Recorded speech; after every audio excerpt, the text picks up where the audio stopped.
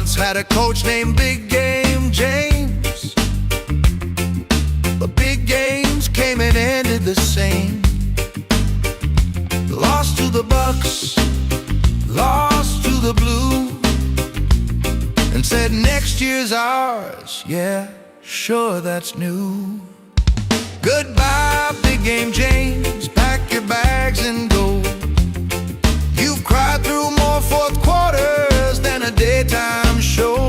The Nittany Lions roared, but it's all just talk, 'cause they're headed to Columbus for a scarlet shock.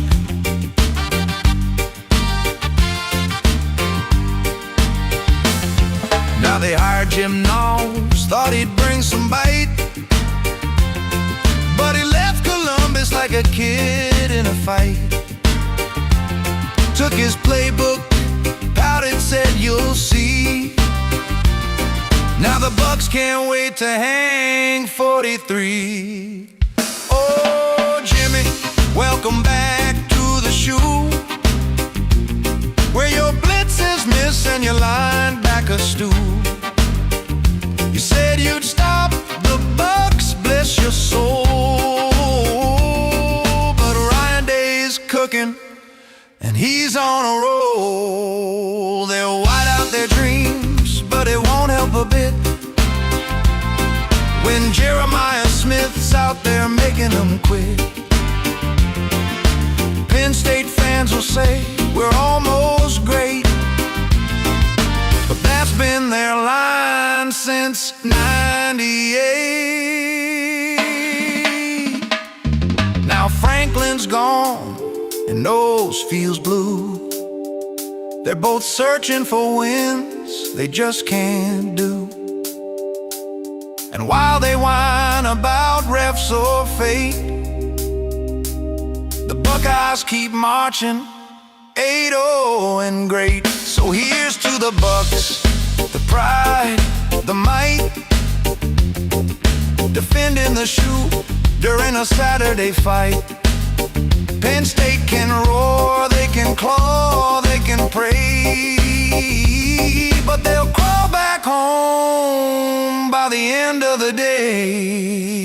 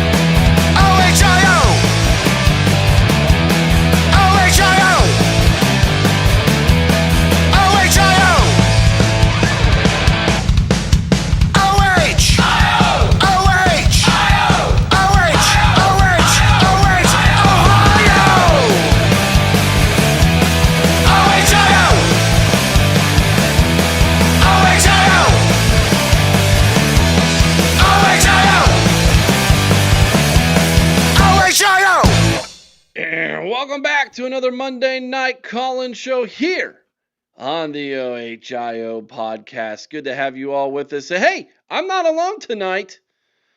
My compadre, my I guess you could say partner in crime, my podcasting brother from another mother, Chris Wilds, is with us this evening.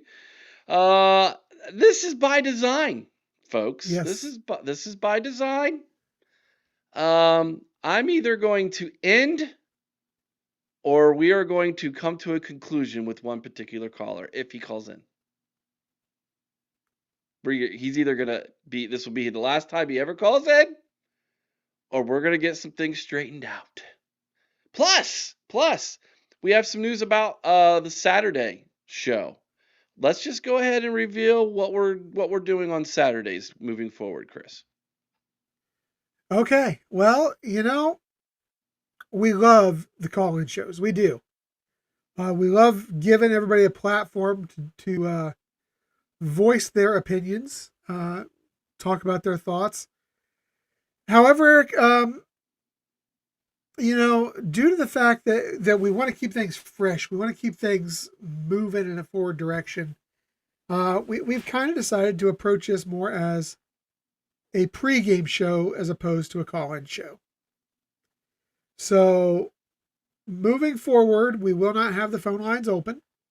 We are going to address this more as a pregame for Saturday's not only Ohio State game, but we might touch on some other games because we also are going to have how shall we say, maybe a little segment of that's going to be a bit of a gambler's guide to success. Yeah, yeah. So it's no secret. My bookie is one of our sponsors this season. They've been incredibly gracious financially for us. They have helped us out immensely, and we're just gonna. Chris, he likes the casino. He likes to put wagers down on a lot of games during the year. We've got my bookie. It makes sense to marry the two. And Saturday morning felt good. Now there's another side of the story that I will address.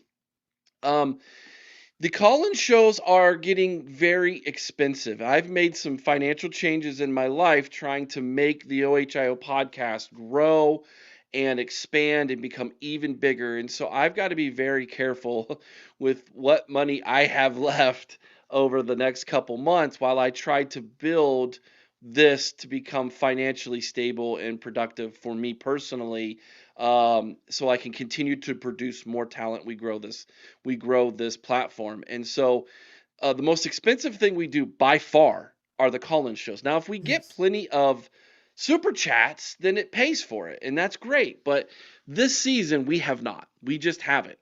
And we're already asking you all to be a part of Patreon, and I don't feel like it's in our best interest to keep begging for super chats when we're asking you to be a part of Patreon. So in order to kind of compromise, we're just going to do the call-in shows on Monday night, and Chris will be doing a betting show, a wager show, a Saturday morning betting show with a preview of the games on Saturday morning. So it was a decision we made last weekend, Chris and I. We had to make a hard decision, and we felt that this was the best comparable thing to do to make everybody happy, and what we're trying to do. So we just wanted to let you all know that's the other reason why Chris is here. And thank you, Tyler. See, Tyler gets it. That's fair. Thank you. We're trying our very best to give you guys all what you need while at the same time trying to be smart here and not just willy-nilly this thing. It costs a lot to do the call-in shows. It's $15 an hour. And so that's $60 a week we were spending. And if we weren't going to get super chats, then that's coming out of everything else that we're trying to do to try to build other things. So there you go. That's that. We're moving on. All right. So tonight, let's talk Jim Knowles a little bit. Jim Knowles is coming back to the shoe. You all saw the music video there that we made. Big Game James is gone, but Jim Knowles is still there. He's coming back to the shoe.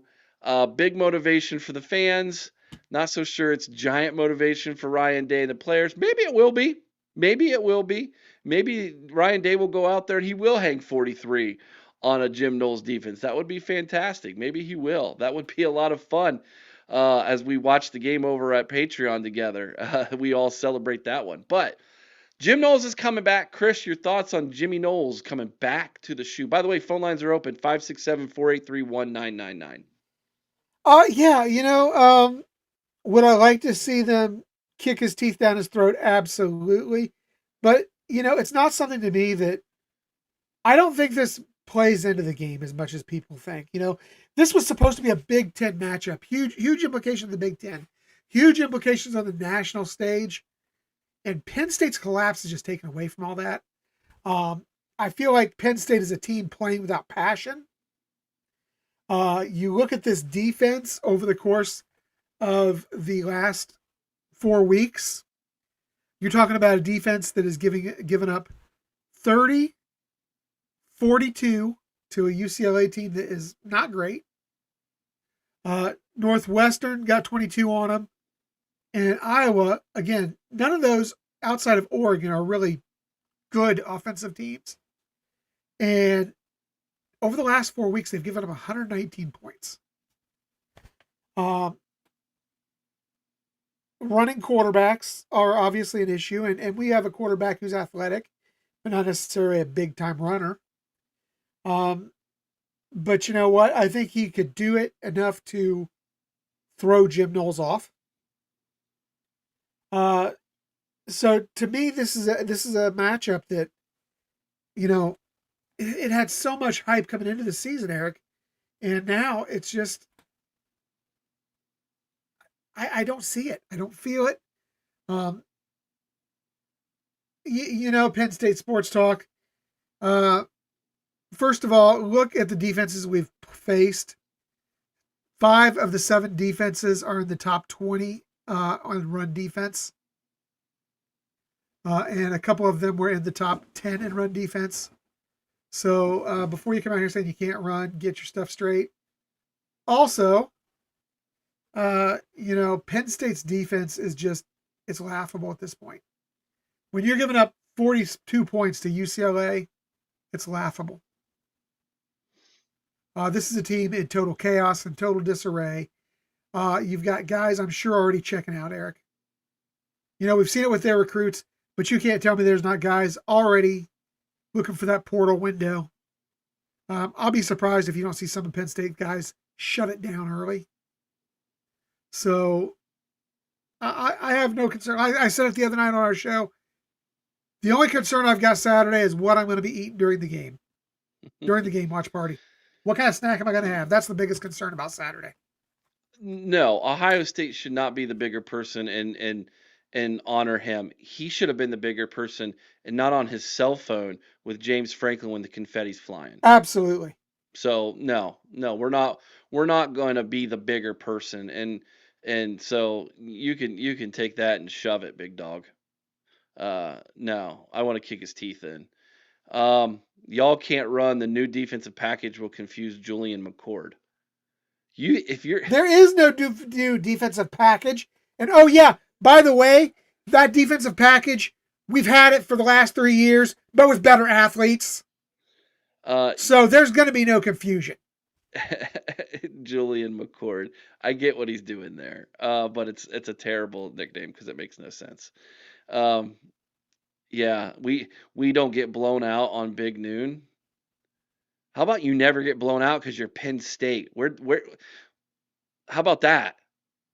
Like, they won't be able to say that after this week, Eric. I mean, my goodness, dude. He's funny. He's a moron. He doesn't believe his own. He don't believe his own trolling. That's for sure.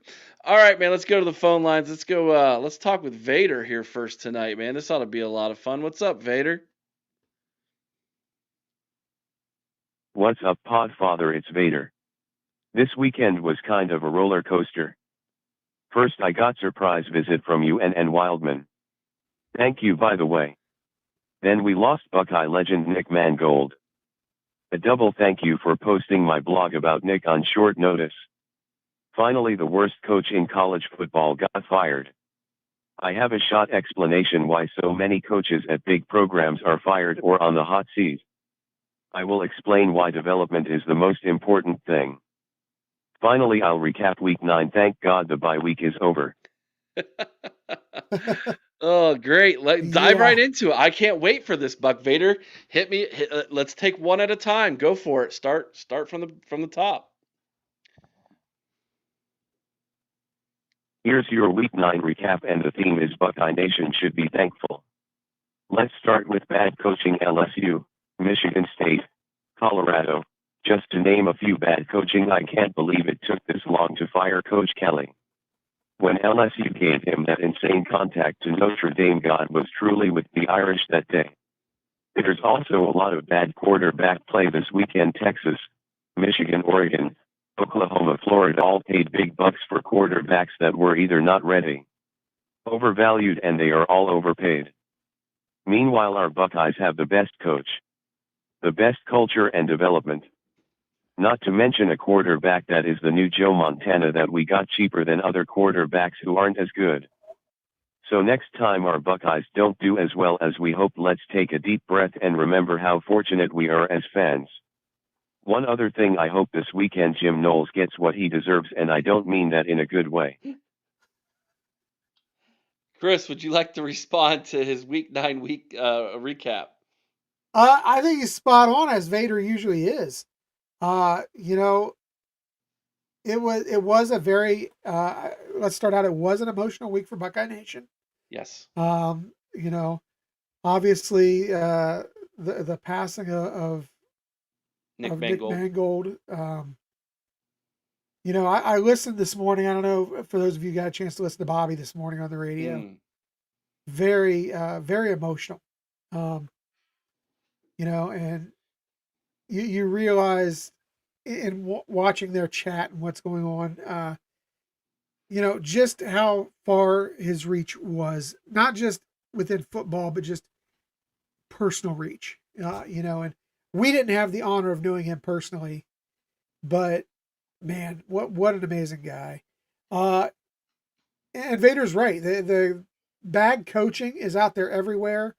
I'm very surprised, as he is, that it's taken this long to get rid of Kelly. But you know what? Kelly's not crying about it because he's going to make $800,000 a month to sit on his backside. I mean, can you imagine $800,000 a month to sit and do nothing? It's just, it's mind-boggling. But yeah, he's right. A lot of quarterbacks are overpaid, underperforming, but we've got one that's not.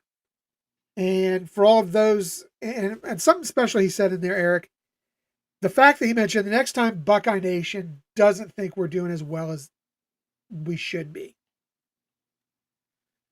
Guys, and if you watch our video for our preview for this show that we just shot, I touched on something that, you know, is really relevant to this case. We are so used to seeing 50, 60-point games out of the Buckeyes. This year has been different. Ohio State is actually running the slowest offense in college football. The slowest. They are dominating time of possession. They are performing effective, but not explosively necessarily. Ohio State wants to control the clock. They want to dominate time of possession. They want to go out there and, whether it's establishing a run game, which they obviously do need to do, or continuing the short pass game to supplement that. Guys, the days of 50, 60-point Buckeyes are probably pretty much done for now. Unless we play Grambling. That's it. Short of playing, you know, a Division II or a FCS, FCS team. Yeah, you know, you're going to see them get blown up. But overall, yeah, we're done with the 50, 60-point games. This is a new Ryan Day, and the tools he's got, this is how he feels it's best to run it. So Vader's right. Don't cry about it if we only put up 35 points while Indiana's out there putting up 60. All right, Vader, what's your next comment, buddy? I'm going to blow everyone's mind with the statement. Nil shouldn't be anyone's priority. Development is the most important factor.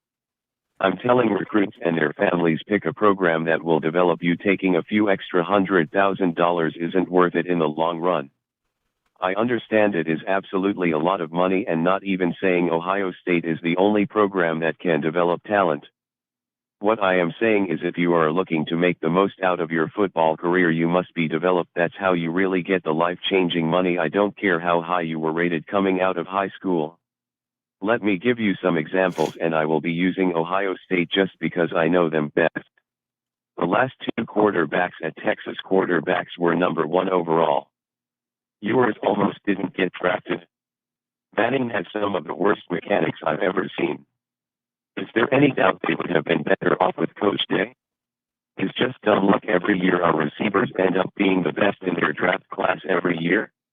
Our current left tackle was a 3-star. How many 5-stars will he be drafted ahead of? I'm willing to bet a lot. When this current starting defensive line enters the draft, it'll be Coach Johnson's third straight line to be drafted. Can Texas Tech say that? Our starting linebackers will go 1-2 at their position. Ask Downs, Ransom, and McLean if they'd be better off at Auburn. So the evidence is clear development is more important than nil.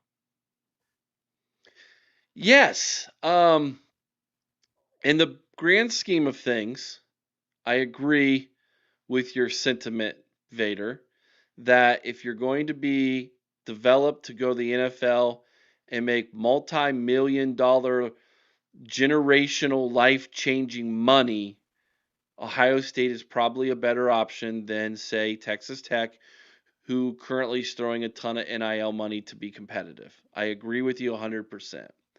There is one thing that we need to keep in mind here, though. Sometimes people come from situations where the NIL is life-changing for them currently. It might not be generational wealth, but it's life-changing current money for mom, dad, grandma, grandpa, and for that child. And I will never tell no one to not take more money. We live in a free market society. I'm a capitalist by nature. And so I will never,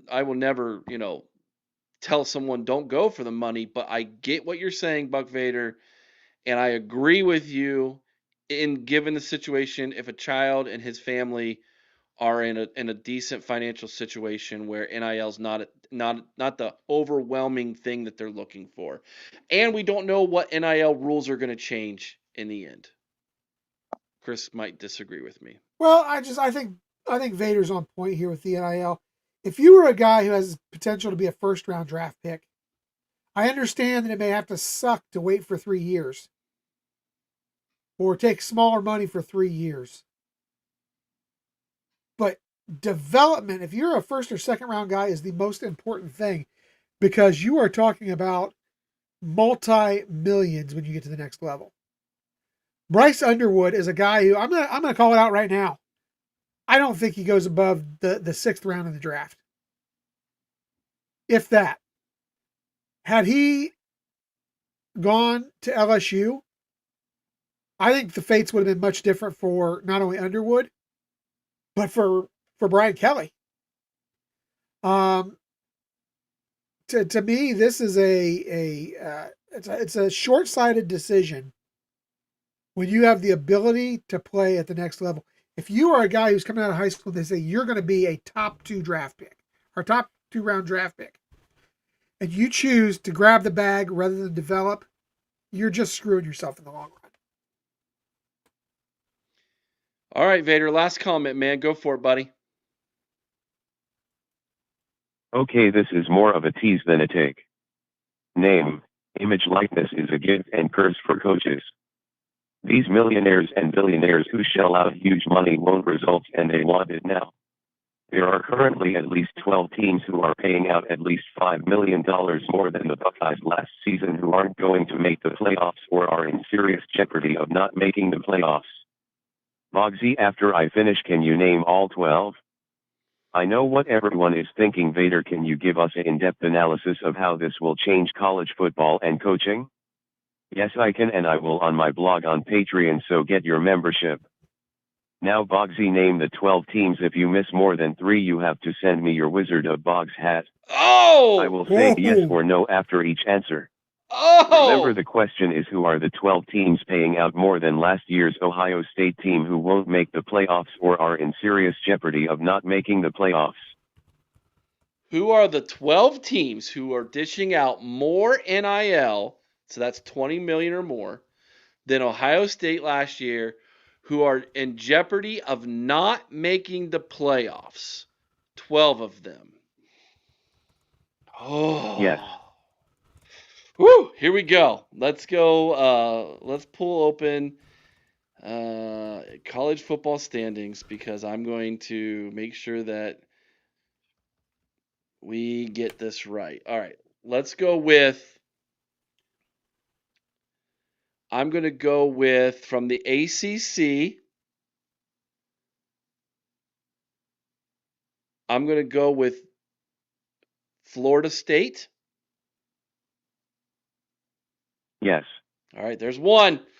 All right. What do you think, Chris? Do you think North Carolina went over 20 mil in NIL? I don't know. That's a tough one. Um, Clemson probably didn't though, because they aren't. Okay, let's look at the SEC because there's gonna be a bunch in the SEC.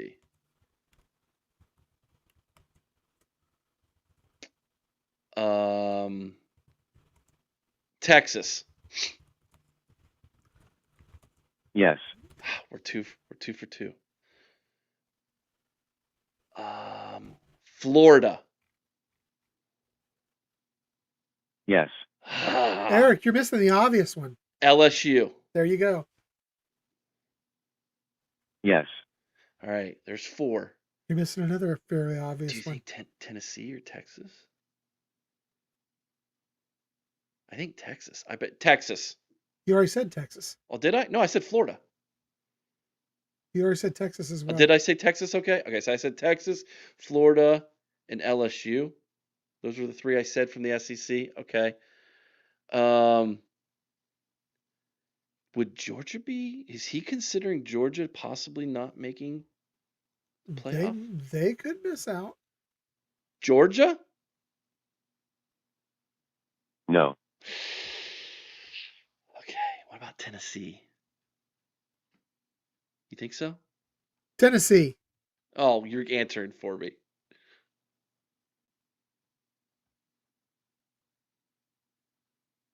He's not gonna let you answer. I don't know about Tennessee, man. I don't know. All right, let's look at the Big Ten. Yes. Michigan. Oh, he did say yes to Tennessee. Okay. I'll bet Michigan's on that list, Eric. I think you're right. Michigan. Yes. There's 6. USC. Yes. There's 7. We're 7-1, so we got 4 more. 4 more guesses. Who? Oh, Penn State. Yes. All right. Is there a possibility Miami gets excluded from the playoffs? No, they're gonna get in. They're gonna. Are you get sure? In. Yeah. Yeah. I mean, you've got Virginia and Georgia Tech who could still both go. Well, let's look at the Big 12 real undefeated. fast. Let's look at the Big 12 real fast because who in the Big 12 spent a bunch of money that might not make it? Oh, Texas I bet Tech. Colorado. Texas Tech's getting in. That's not who one of his guesses are. No way. Colorado. Yes. Uh-huh. Okay. That's 9. Oh, man, this is getting tough. I don't think Utah's one. How much did Washington spend this year? No, I don't think they're at 20. I'm going to say I'm going to take your theory. I'm going to run with it. Texas Tech. Yes. Good one. All right, that's 10. So we already won, right? He said 12. We've got 10. Yes. All right, so Vader, did you include Miami on the list? Yes. okay, that's the other one then. Man, we're good, dude. We nailed that. Awesome job, Vader. Yeah. Thank you so much, buddy. I appreciate you. I'll contact you after the show, my man. Have a good night. Is it okay if I post the picture of us from this weekend? Am I allowed to do that? Yes. All right. We'll show everybody our picture. Have a good weekend, buddy. OH.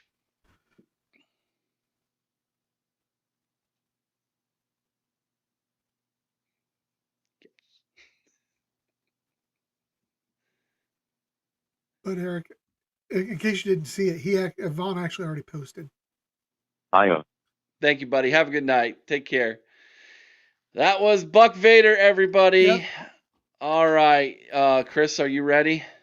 But before we do, I just got to say that visit was a trip. And, man, Buck Vader is a celebrity in that joint.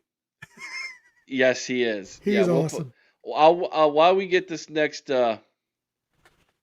one fired up for all of you guys, I will prep of the picture so that you all can see us with Buck Vader over the weekend. It was a great time. Dude is so awesome, man. He is the coolest dude, man. I'm so excited. All right, here we go, Chris. Let's do this thing, man.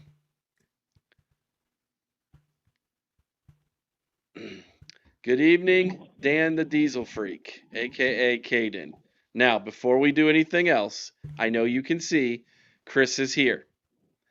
Chris is here by design, Caden, because tonight we're going to conclude the little rift between you and he. You told me you wanted me to tell Chris, thank you. Chris is now here. I want you to apologize to Chris for how you act on his call-in show and tell him you will respect him the same way you will respect me moving forward, or this will be your last call on the OHIO podcast. Can you do that for me? First of all, Eric, let me just say good evening, sir. How are you doing? And this call is coming via satellite, Madison County, Ohio. And my pickup truck just got done with work. And first of all, Eric, I want to send a sincere apology to your co-host for letting my ego getting in the way and for how I acted last Saturday or 2 weeks ago on Saturday. And I feel like it needs to be owed. And I knew this day was coming either way, and I knew that this was going to end here and now. So I figured I'd lay the apology out here and now. Thank you. Much appreciated. Will you honor my request and respect Chris on his when he has a call-in show? If he does a call-in show on Monday night in my place, will you respect him the same as you respect me? Please. Of course, Eric. You know, I had time thinking this over, and I knew that this day would come, like I told you, and I knew that you were going to ask me this question, and I thought about it, and I just talked to my personal assistant slash agent that is assigned to me personally that I have now hired, and I talked it over with them, and I said, why the heck not? I mean, this is a show that I lit up for like the last year and a half. So, I mean, can't miss out on the Diesel Freak calling out Monday nights. All right, Chris, would you like to respond? Do you accept his Absolutely. apology? I sure do. You know, I think honestly, when we get this version of Caden calling in, when we had a couple of great weeks where he called in and did he brought some X's and O's. When we get this version of Caden, it actually gives a lot to the program. A good, insightful, thoughtful call provides so much to the program, and I love to get those. So absolutely, I mean, I 100% respect Caden's opinions. It's just we have to make sure we throw them out there in a professional manner. All right, you're actually getting some love in the chat, Caden, from people who are congratulating you on being the big man here and issuing an apology. It's water under the bridge now. We will move forward. So that being said, Caden, Penn State week, what are your thoughts going into the big one between Ohio State and a James Franklin-less Nittany Lions? Well, Eric, you're going to have to scoot aside because I'm going to sit my size 13 boots up on the table here. You're talking about Pussy State University. Jesus Christ, even without Coach Franklin, we're going to beat the crap out of them. We've done it the last couple of times. This is no different. I told you last Monday night, our schedule is crap. Penn State is crap. And I wouldn't be surprised if we shot about 49-3 this weekend. And I'm being completely honest with you. All right, man. Hey, that's great. You might be, you know what? You've been right more than you've been wrong on things lately, Caden. You called those 3 turnovers against Illinois. They weren't touchdowns, but they weren't turnovers. I'll give you half credit for that. Yeah, I hope you're right in that Ryan Day and this team wants to hand it to Penn State and that they're motivated to do so. But let's keep in mind, Penn State has next to Ohio State in the Big Ten, next to Ohio State, Oregon. If I'm not mistaken, Penn State is 3rd in the conference in recruiting rankings when you count the number of stars and recruits who are on their current roster. And a lot of those guys are juniors and seniors who've never beaten Ohio State, and they're coming into this game. They're not just going to roll over and die here. They're going to give it their best shot, dude. Any concern at all about Ohio State maybe looking past Penn State? Eric, you should know the Diesel Freak for the love of God and for the love of everything I've done on this channel for you guys. And then my thoughts and 2 cents on every team, including Pussy State University. They're nothing but a bunch of pussy cats. That's all they are. They're not the big predators of the state of Pennsylvania like they are. And here's the thing. They can run their mouths. They can talk all they want, blah, blah, blah, blah, blah. Eric, do you really think I give a crap about what they say and how many comments they make and how this is going to come back to bite us? No. You fire a shot, Penn State, you're going to get hurt. You're going to get kicked, and we're not going to show you any mercy. Straight up. Because as a song says, somebody's going to get their kicked, and somebody's about to get their carcass lit. This is just another squash game for them juniors and seniors, and I won't give up if they lose to us. I seriously don't give up. They're going to have to face it, and they're going to face the result. Saturday is no different, and I hope you both hear this crystal clear. This is a no-brain game. No-brainer. All right. I think Chris agrees with you. Chris, you agree with him on this one? Absolutely. You know, I said it before. The only thing I'm worried about is what snack I'm going to eat during the game watch party. I'm not worried at all about Penn State. I think they're a broken team that is playing without very much heart or emotion right now. A team that we've got guys that are already packing their bags, looking to catch the, first plane out of Happy Valley. The transfer portal is going to be lit up for Penn State this year. I truly believe that. Because if you look around, short of them finding a way to coax Nick Saban out of retirement, there's not a coach out there that's going to be able to keep the top tier guys. I just don't see it. What's your score prediction, Caden? And I was going to say, I said this last Thursday. Whoever comes as the new head coach of Penn State, and I seriously don't give a about who is, bottom line is, they're dealing with the number 1 team in the country, the number 1 defense in the country. They are dealing with the 9-time, soon-to-be 10-time reigning, defending, undisputed national champions. And somebody said disputed champions. I said no, undisputed. Because this team is the team that runs this country. It runs this state, and I don't give a crap about who you like. You play Ohio State, we're going to beat you. Simple as that. And you want my score prediction, Eric? Yep. Let me see. Oh, right, that's right. I have it at 49-3, 49-3 then. Because this defense is going to come out there and beat the out of them and send them in an ambulance. And I hope that ambulance goes to a straight graveyard. And I hope their bodies are dumped in a graveyard after this game. All right. Caden, you ready to make a bet with me? Eric, take I him, Caden. Bet to you. I want to bet, but you know what? I'm interested to hear this. Okay. You're so close to 50 and you're so close to 0 on your prediction, 49-3. If Ohio State beats Penn State by 50 or more points, the seat that Chris is sitting in next week for the call-in show will be yours. Jump on that, Let Caden. me run that.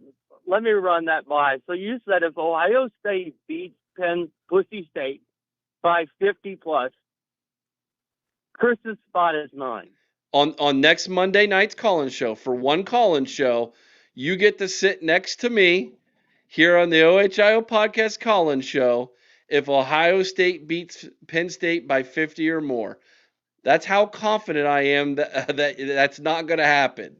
But if you say, Boggsy, it's going to happen, I'm giving you the opportunity to toot your own horn on this call-in show. Will you take And that? let me ask this stipulation. So if I win and I get Chris's seat, that means whatever I say goes. Correct? You gotta follow our guidelines. No swearing, no putting the Lord's name in vain. Nothing's going to get us kicked off of YouTube. Yeah, you gotta be professional. Can you do it? Let me run that. Let me run that by. Now, before somebody. you Hold make on a second, decision, Eric.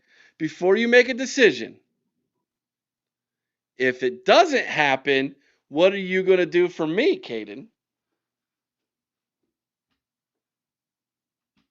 I've made all these bets with nothing in return with you.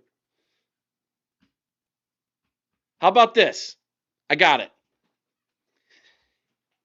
If it doesn't happen, you are not allowed to call into the Johnny Odin show for the rest of the season. How about that? You said Johnny Olden. Johnny Odin show, the Michigan show you called into.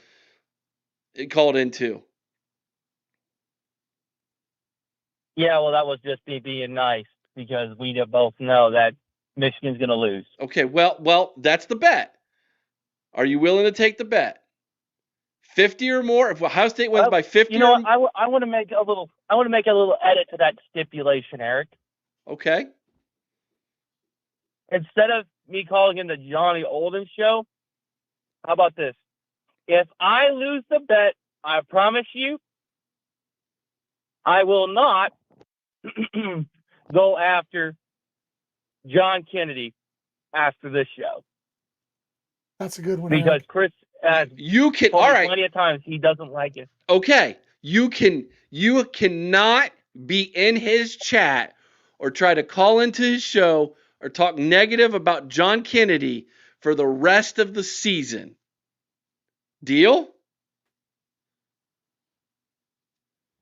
Let me run that by my agent for a quick second. Okay. That's He's a got to good talk one. to his agent, everybody. But that's a good one because I kind of want him to be able to talk trash to Michigan. You know, we got Michigan still on the schedule. Okay. All right.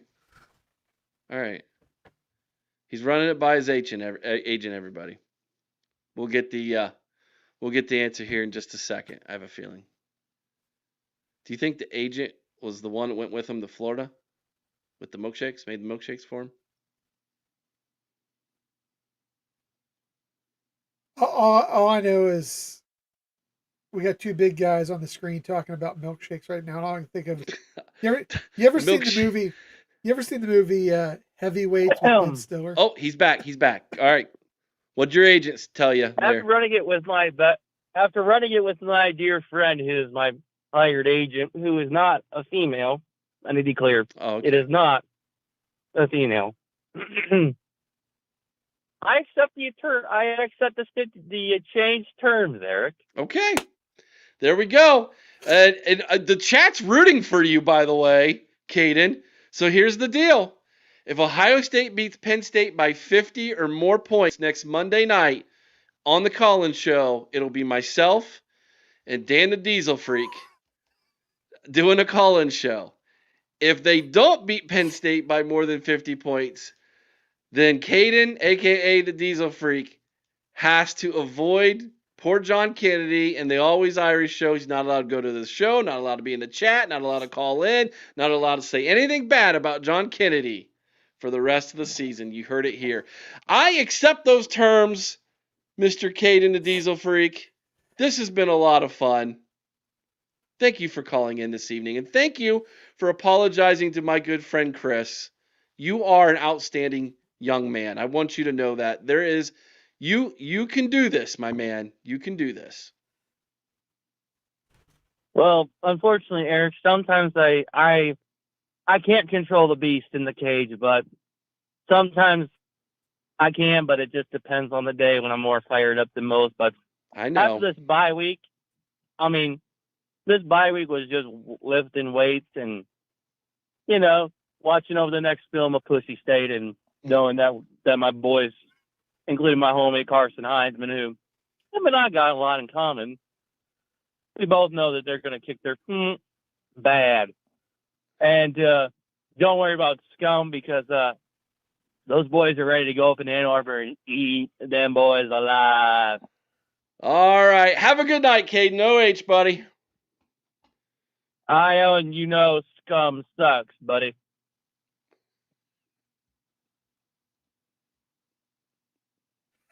What have I got myself into? I am so rooting for him this I know weekend. you. Everybody is. I am so rooting for Caden this weekend.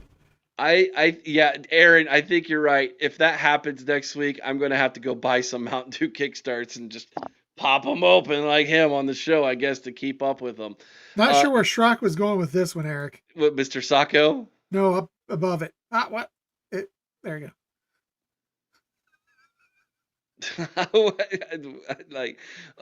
When I hear lotion, the first thing I think of is Silence of the Lambs. Silence of the Lambs. Yeah, that's Yeah. what it says. Put the lotion on its skin. Yeah, Bart, Eric will lose his mind if that happens. It'll be an interesting day.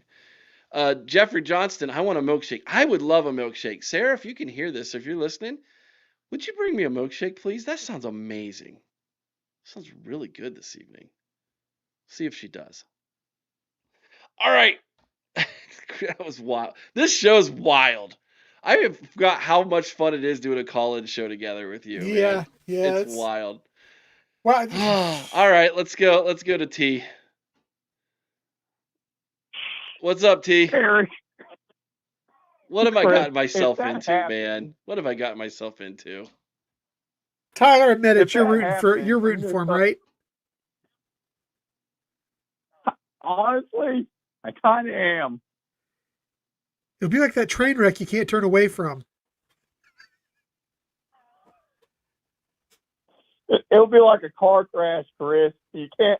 It's ugly, but you can't look away from it. It will. It might be the greatest call-in show of all time, because I might just have to sit back with like a beep button. You know what I'll do? Here's what I'm gonna do. Put a button. What? I'm gonna have a button.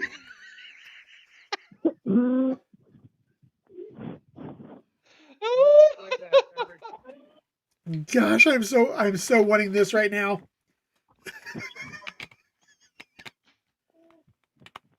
What's on your mind tonight, T?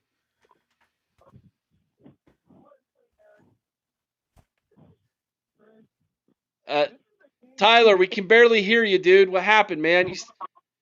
You sound like you're in a wind tunnel or something.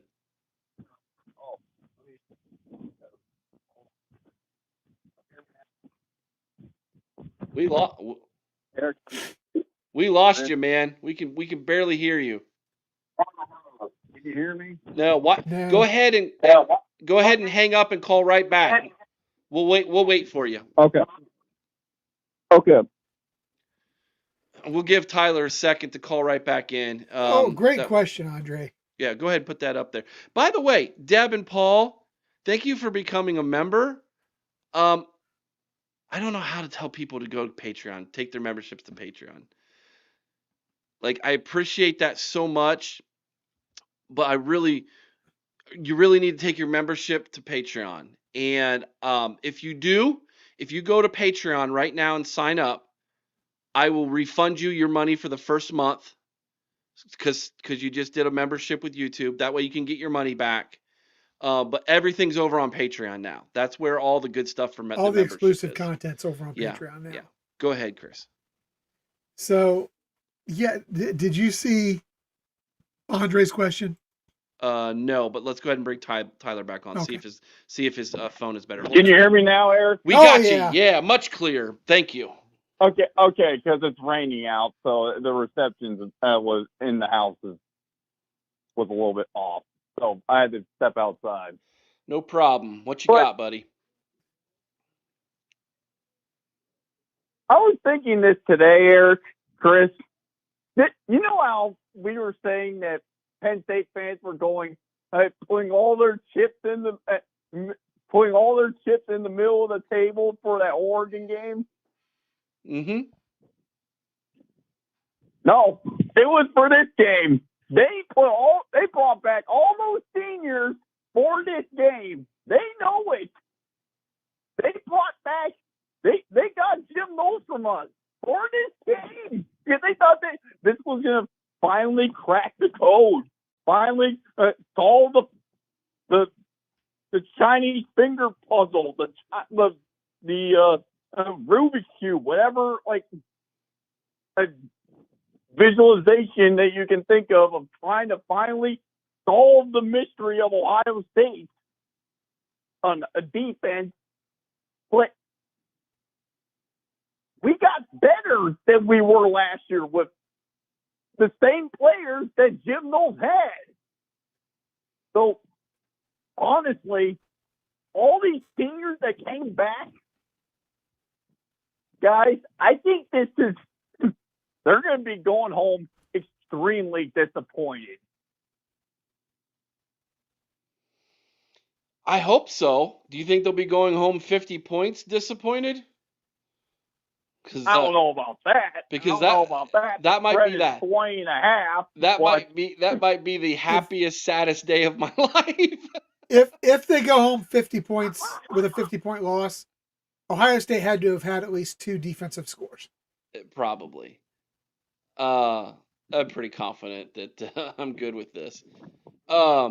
So T, what do you dislike the most about Jim Knowles? If you could explain. Oh, look what I just had delivered to me, everybody.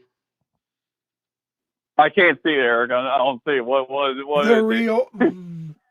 He got himself his milkshake. I got Tyler. a milkshake from my wife with a love note that says the real It's funny. I need to make good. a protein shake. Just call it the Caden. Just call it the Caden. The Caden shake. Man, that's good. Yeah. Well, yeah. Honestly, what really, you know what? It's not Jim Knowles I'm mad about at all, Eric. He's not, because he's just a reflection of their fan base right now. Because honestly, I didn't realize this until today. It kind of seems like Penn State is trying to be us. They're trying to become the Buckeyes for some reason. They're trying to steal Urban Meyer. They got Jim Knowles. Are they trying to become the next Buckeyes? I mean, if you can't beat them, join them. Yeah. I mean, I honestly think that was the idea behind it is we can get better and we can hurt Ohio State at the same time. That was the thought process behind it. That backfired. It backfired miserably. Somehow we got better from it and they got worse. But the Penn State fans could care less if they all of a sudden beat us on Saturday. So we still have to take care of business in the shoe, brother. Yeah, I know. But I just found it extremely weird, guys, because we have Michigan as trying to steal players from us. We have Penn State doing the same thing. Why is it that our rivals are trying to be like us? Because we're the bar, brother. Same reason why when Urban Meyer got to Ohio State, he said we need to become like an SEC team. Because he knew given the climate in the Big Ten when he got here, no one in the Big Ten was going to beat how the SEC teams, how they were constructed, designed, and played.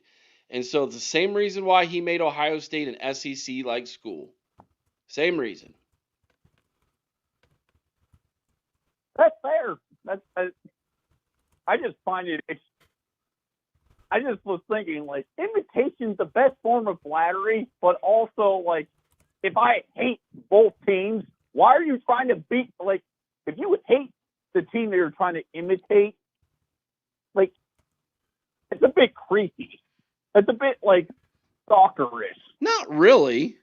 I disagree. I think it's not creepy. I think it's respect. It says you have a better blueprint. We understand that your blueprint is better, and we're going to try to replicate that. That's my 2 cents on it. That's fair, and then look at it that way, but makes sense. But honestly, Eric, Chris, I just don't. All these going into this game now, you have Ethan Gluckmeyer's second start. It's on the road again in the Big Ten.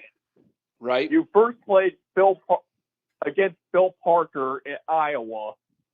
Now you're facing Matt Patricia in the Horseshoe. For a first 2 game start, guys, that is talk about baptism by fire, but that's as tough as you can get in the Big Ten for defenses. Yeah, I think you're right. Chris, you got anything you want to add to that? No. Tyler, let me ask you this question. Mm-hmm. Are you the least bit concerned that we're too overconfident as a fan base going into this game?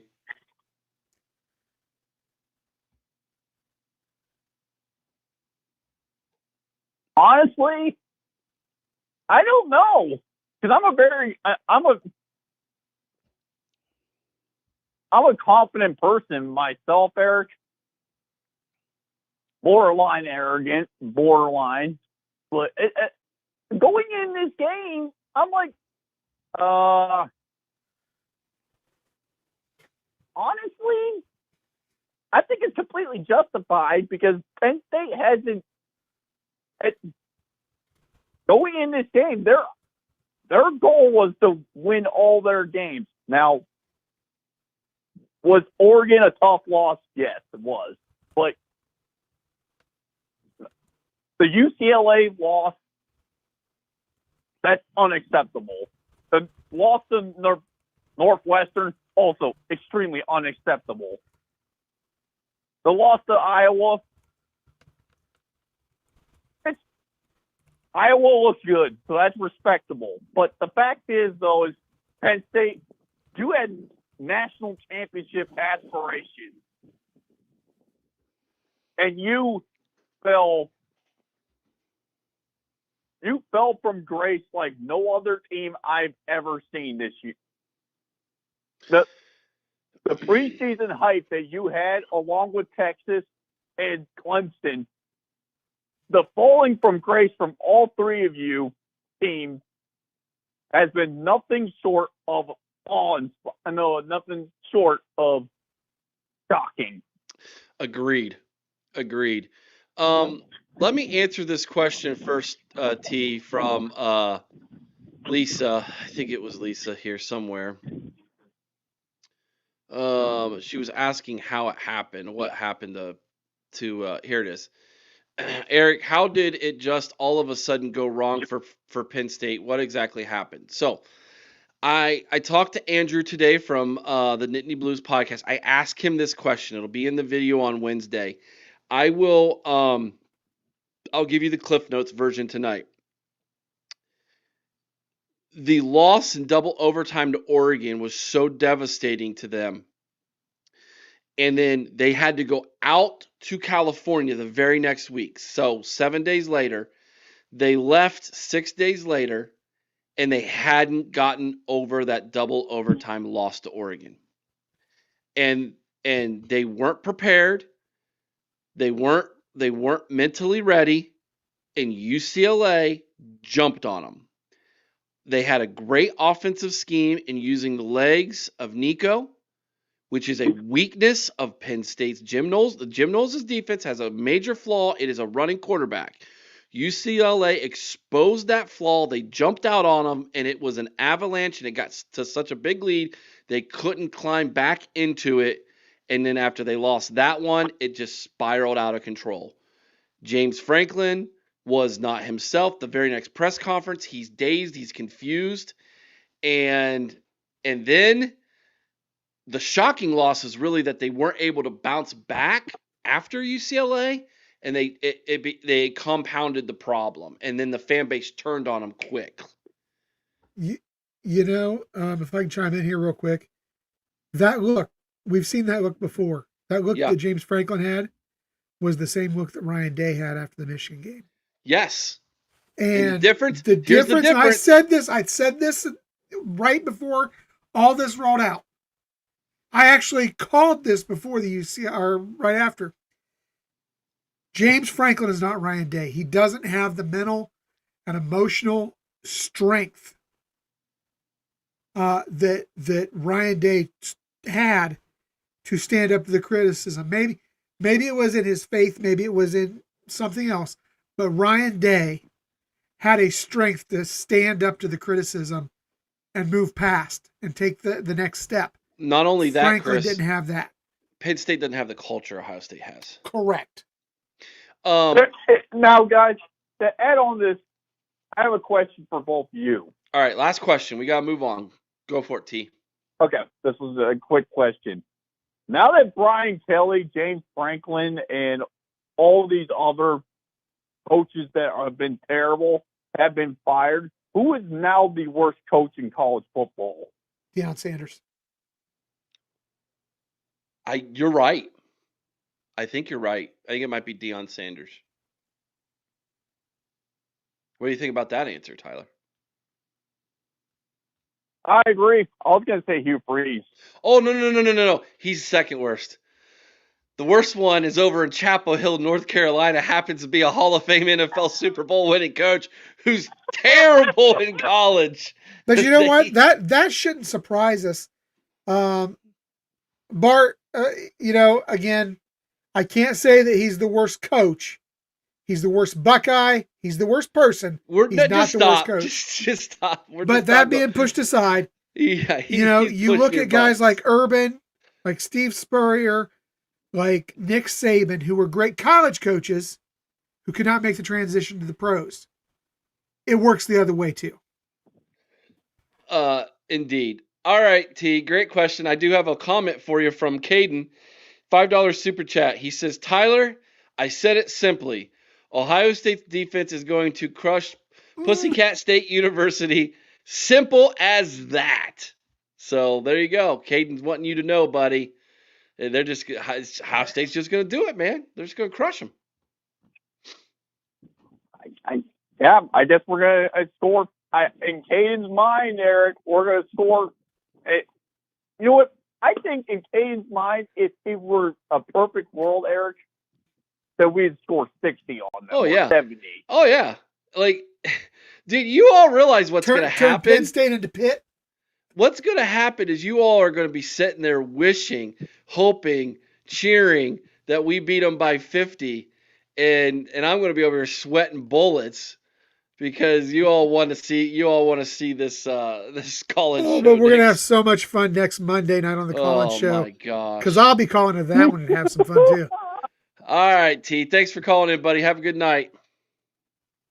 I will. OH. IO. Oh man, we got a full bank of calls, and we've only taken 3 calls, and it's after 9 o'clock. This is what happens. We're when gonna we get speed together. them up. That's what happens when we get together. We got so many great questions. We need to take the time to answer. First I'll off, tell you. Deb and Paul, this is why you don't want to miss when we do live game watches. Okay. Since no one added to the brownie bites last night, here's $10 for the tush push. Great hate watch, by the way. So when we do game watches on YouTube from now on, we're calling them live hate watch parties. And yes, they said that they loved Bart. Bart is a good friend of mine, good dude, and someone who you'll be seeing more of here. We're just bringing him right along here.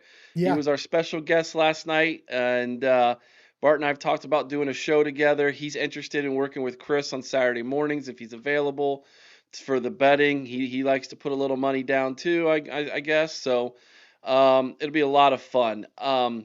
Let me make sure I got everything, 'cause there was a lot of really good comments in here. Thank you for the $10 super I, chat, Deb and Paul. I Appreciate definitely that. want to touch on the Brian Hartline question, Eric. Yes, I did want to do that too. J Carb, can someone confirm if the report about Hartline being interested in the Penn State University job is legit? Really hope it's not what he's built. Really hope it's not. What he's built with the receivers at Ohio State is special and impossible to replace. I agree with that. Okay. So here's the thing. No reputable source has actually come out and said Brian Hartline is interested in the job. There has been reputable sources come out and say Penn State is interested in Brian Hartline. They have publicly expressed, certain boosters have publicly expressed an interest in Hartline and the intention to pursue him. Now, Nittany Sports Now, which is one of their outlets, has confirmed that Brian Hartline is a candidate, but they consider him what's a risky but intriguing offer. Take that for what you will. Sports Illustrated, again, says that Penn State boosters are very enamored with Brian Hartline. They love what he brings to the table, from recruiting to his demeanor and how he carries himself. Social media, of course, is lighting up with these reports. But keep in mind that outside of just basic speculation, there's been no confirmed report that Brian Hartline is looking to make this move. That being said, given the jobs that are open, I don't think Brian Hartline goes to Penn State if he were to accept a head coaching job. I feel like a more or a situation for him would be perhaps Florida or FSU.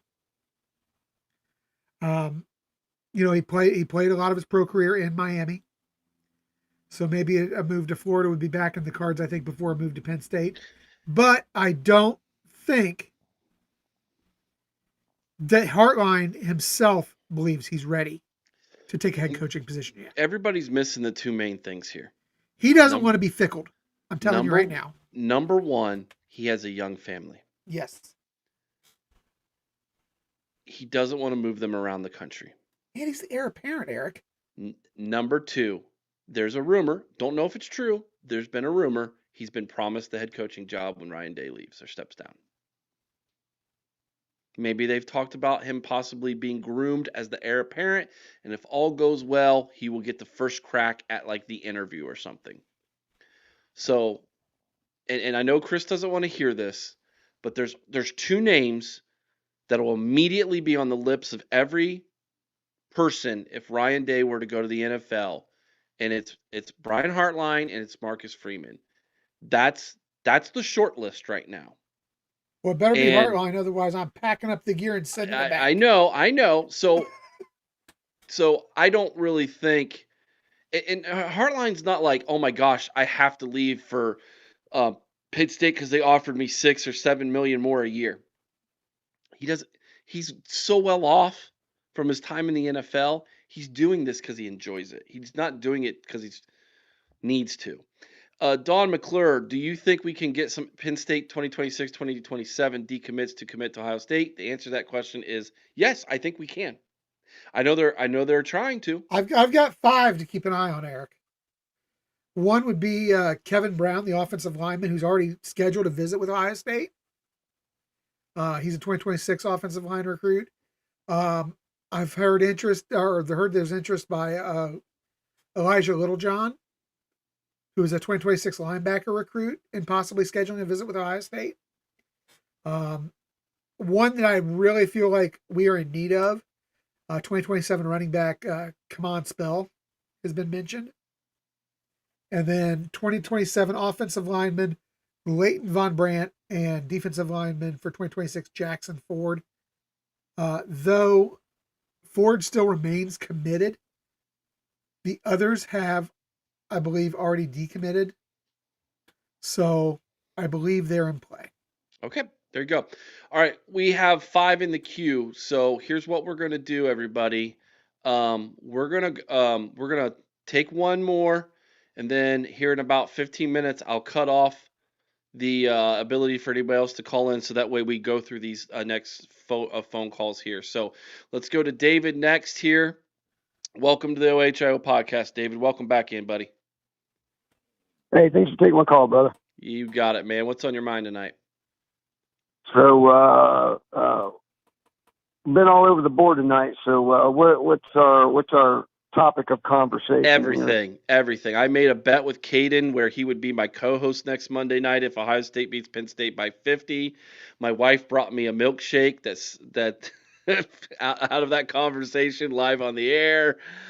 We've been talking about Jim Knowles coming back to the shoe. Brownie Bates.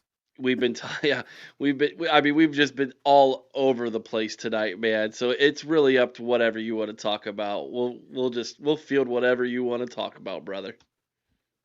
ADHD is right up my alley, brother. that's a space where I live, man. Freaking There you go, man. Dude, have a whole bottle of Ritalin somewhere. Yeah, Jim Knowles, welcome back, buddy. Ryan Day needs to uncork this offense this week and just let it rip. Let it rip the rest of the year, here on out, let it rip. Let everybody, just let them try to figure out what we're going to do. The offense has been pretty vanilla. For the most part, we haven't thrown the ball downfield a whole lot. Been short underneath stuff. I think some of those receivers are starting to get a little frustrated by not stretching the field. And it's time to remind Jim Knowles why he left Ohio. Yeah, I hear you, buddy. Yeah. Hey, thanks for the natty, Jim, and see you around like a donut. But yeah, Penn State. You're kind of wondering why all these schools were firing their coaches. And then it dawned on me a while back. If you fire them now, how many of those kids are going to leave now in the middle of the season? You're going to leave now? They're trying to keep as many of those kids home as they can. I haven't really seen too many of these kids from these programs that are bolting out the door. Yeah, no, it's pointless. It's pointless too, because if you've played in more than 4 games, it counts as a full season anyways. So you might as well wait to the end of the year and put some good film on tape, right? Like if you're going to go in the portal, you still need to put good film out there, or people aren't going to want you.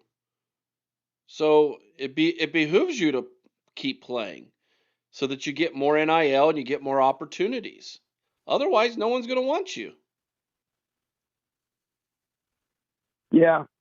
Just wow. The LSU, I knew that was coming. I knew Brian Kelly. Everybody knew it. Everybody knew that Brian Kelly. I thought they'd wait till the end of the year, but they're not. Nobody's waiting until the end of the year now. Guys, they're just looking to get past a certain point, so your payout's less. Brian Kelly coached 4 years of that 10-year contract. That's it. I mean, first off, who is running these athletic departments? I tell you what, who needs to be fired are athletic directors. Yes. Really? Agreed. Brian Kelly, a 10-year contract. 10 years? That's insane. No kidding. Can I get one of those? If you don't have a chip, you shouldn't even be considered for that. Brian Kelly, a 10-year program. I don't want to hear anybody down there crying, whining about money. You're idiots. That was just plain stupid to give Brian Kelly a 10-year contract. That was dumber than giving. That was dumber than giving Franklin a 7-year extension when he didn't do anything to deserve it.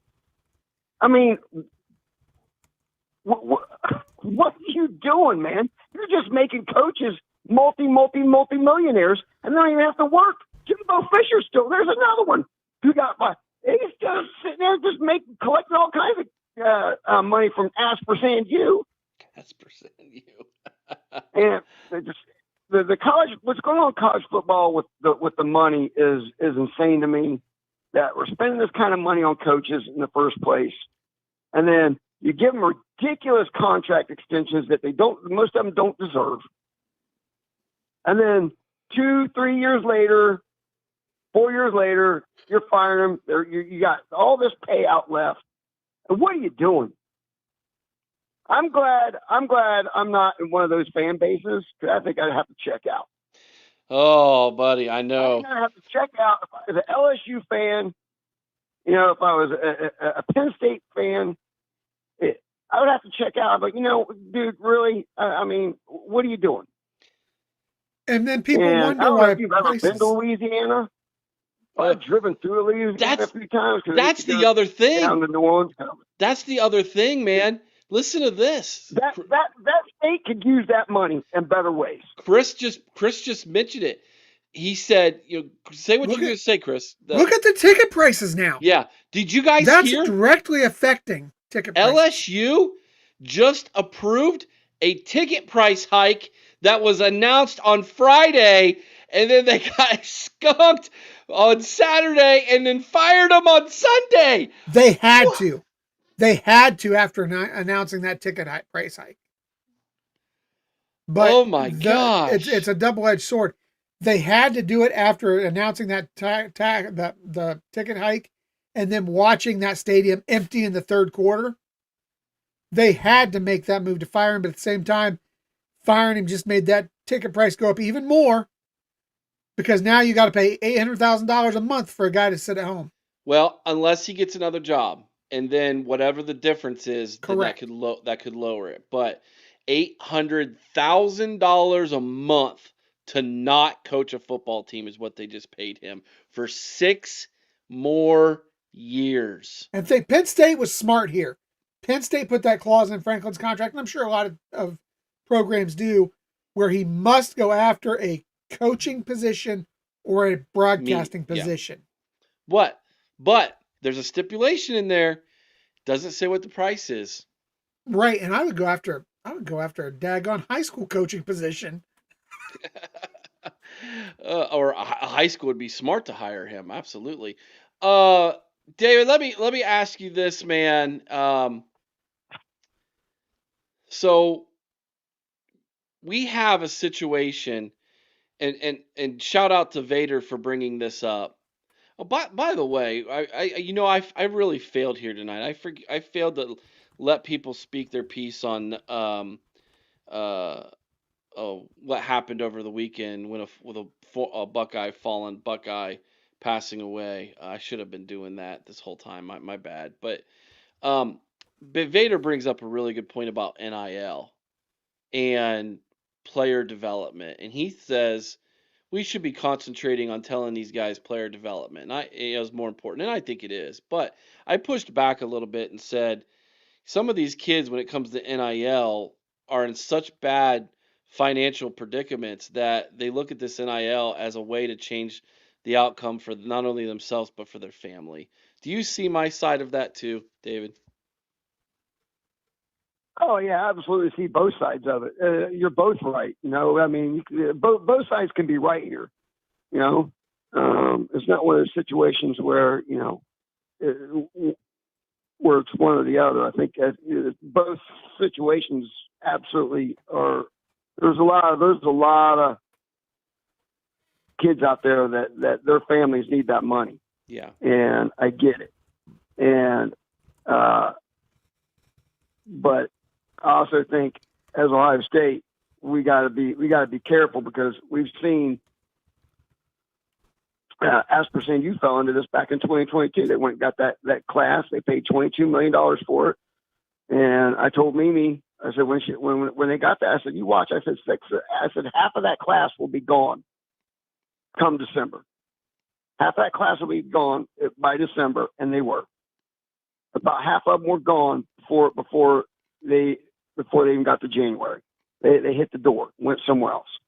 And it's one thing. For the most part, Ohio State hasn't fallen in that. We've gotten one or two maybe that got us, on that. I can't remember the one kid's name. If I heard the kid's name, he didn't do anything. He was paid a lot of money. Wasn't he the offensive lineman from like Louisiana or something like that? Yeah, I think I don't know. I can't remember. I don't even know what position he played. To be honest with you, I just know he didn't pan out, and we went to some other places didn't pan out there, from what I understand. But we've been really good. We got a system, and I think Vader's right on that. It's like, look, man, you're coming here to get developed. You're going to get money. You're going to get money. Trust me. A family that don't have no money, right? And all of a sudden there's an influx of $500,000 that you all didn't have before. And that changes your life instantly. That changes your life instantly. And then you come here and you sit behind for somebody behind a year, maybe 2 years, take that red shirt, sit and learn from the people in front of you and the excellent coaches that are provided to you and the NIL opportunities. And that's why I think this NIL stuff really needs to come from separate sources rather than the university. The way Ohio State's doing it, you come here and build your own. You can come here and build your own brand as well inside of our brand. You kind of piggyback off of it. And it's a great model. It works. It's the best one that we see out there. You look at some of these other places and what they're doing. It's just not working. And they're throwing money at a problem. And Wildman's a teacher. He knows this. From the education standpoint, you can throw all the money you want. You can throw all the money you want at a school. And it's going to make the school any better. It has to do with quality teachers that you have. Facts. The quality of the teacher makes the difference. It's not the money. Caring and being good at your job is what matters, not the money. And you come to Ohio State, buddy, you're gonna make the money. You're gonna make the money, and you got a really chance of making the money. We've had more first round draft picks than anybody in the country, more than Alabama. Let that sink in, folks. More than Notre Dame, USC, Scum, more first-round draft choices than anybody, and we'll extend that lead again this year. And I like the system we got. I think we should sell the hey, come here, get developed, absolutely. But these kids got legit. And what have we also seen with this NIL? We've seen kids go somewhere else for a year, maybe two, and where do they come? Where did they come? They ended up here anyways in the end. Yep. They ended up here in the end anyways. So as far as NIL, I was watching everybody else, bon voyage as they're, drifting off into the sunset. I was sitting we're Buckeye fans were sitting on the deck waving to you, say, have a nice trip. See you later. We'll be here in the top 12. Not worried about it. Penn State, they were picked one of the programs that was picked. They were anointed before the season even started. Why, I don't know, because you had Drew Aller as a quarterback. I don't know what y'all were looking at. You professionals out there. If there's any professionals out there, on Fox, ESPN, any of you clowns out there, I don't know what you're looking at, okay, that you thought that Drew Aller was going to lead a team to the national title, okay? And with his coach, that was never going to happen. It was never going to happen. You're the media. They've always been bad, but now they're worse because now they got clickbait they can count on. They got clickbait to go to. Hey, I ain't gonna lie to you. I thought I fell into the Clemson trap. Lord, did we not? You know, at least with Clemson, you had an argument, right? You got a coach that won 2 national titles not that long ago. Yeah, it's a coach there that won a couple of natties, right? He knows how to do it. But once again, let's go back to that NIL. We're succeeding at it. Clemson's failing at it. Clemson failed because they're not even dealing with it at all. Well, that's because Clemson didn't believe in it, and so they didn't make it a part of their recruiting process, a part of their I guess you could say operations, and now they're behind the 8 ball because they have to try to institute it, and they're 5 years behind everybody else who's already instituted and made it a part of what they do from a professional development and program standpoint. I got to go to the next call, David. We're over 12 and a half minutes, buddy. I appreciate you calling in, buddy. OH. Hi-oh. All right, let's go to Mika right away. Hello. What's going on, girl?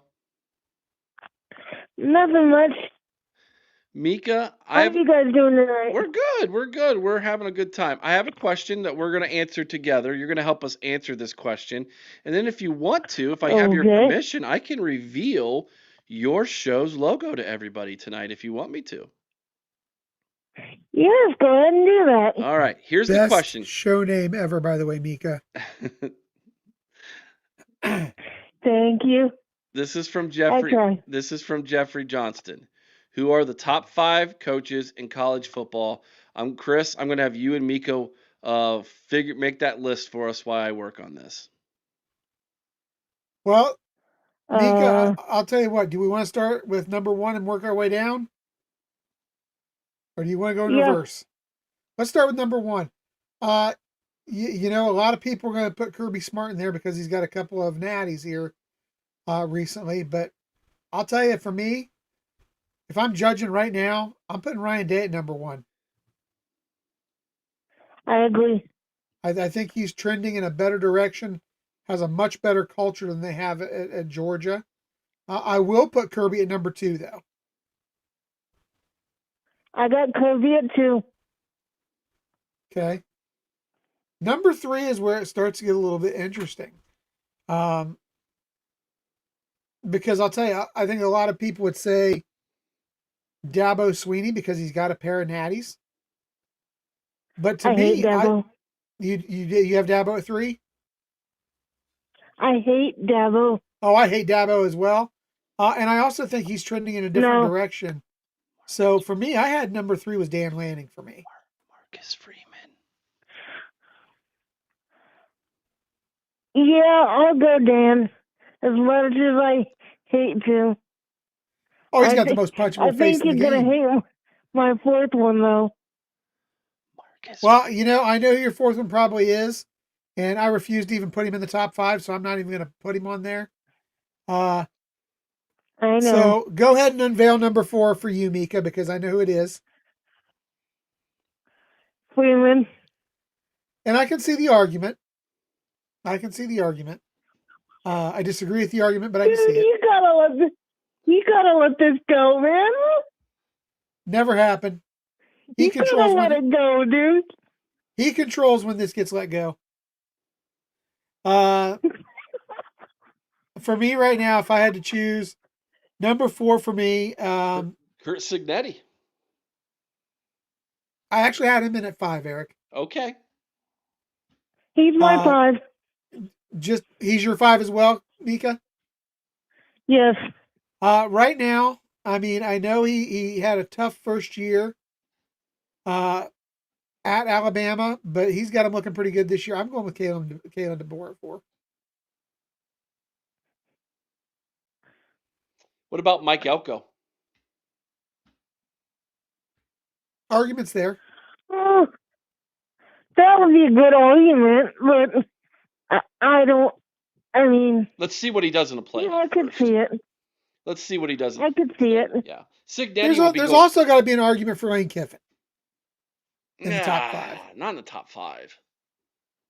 No. If we're basing it basically on, because we're talking about guys currently coaching Mhm. who are, I'm going to assume small sample sizes can't hurt too much because of the fact that, well, let's call it what it is. The greats have truly retired from the game. Yeah, Urban Meyer, Yeah. Nick Saban, yeah, Paul Bryant, Paul Bear Bryant. Except for Joe Paul, but Eric says they're going to dig him up and put him back at Penn State. Hey, listen, Joe Paul has nothing on me, buddy. I'm Lou Holtz wouldn't make my top 50 coaches. I'm coming back out of retirement, and I'm gonna win me another national championship.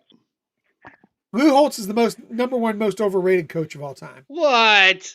Oh my goodness! Your Marcus Freeman Next to hates Marcus Freeman. Your Marcus Freeman hate is spilling over to anything that's Notre Dame related.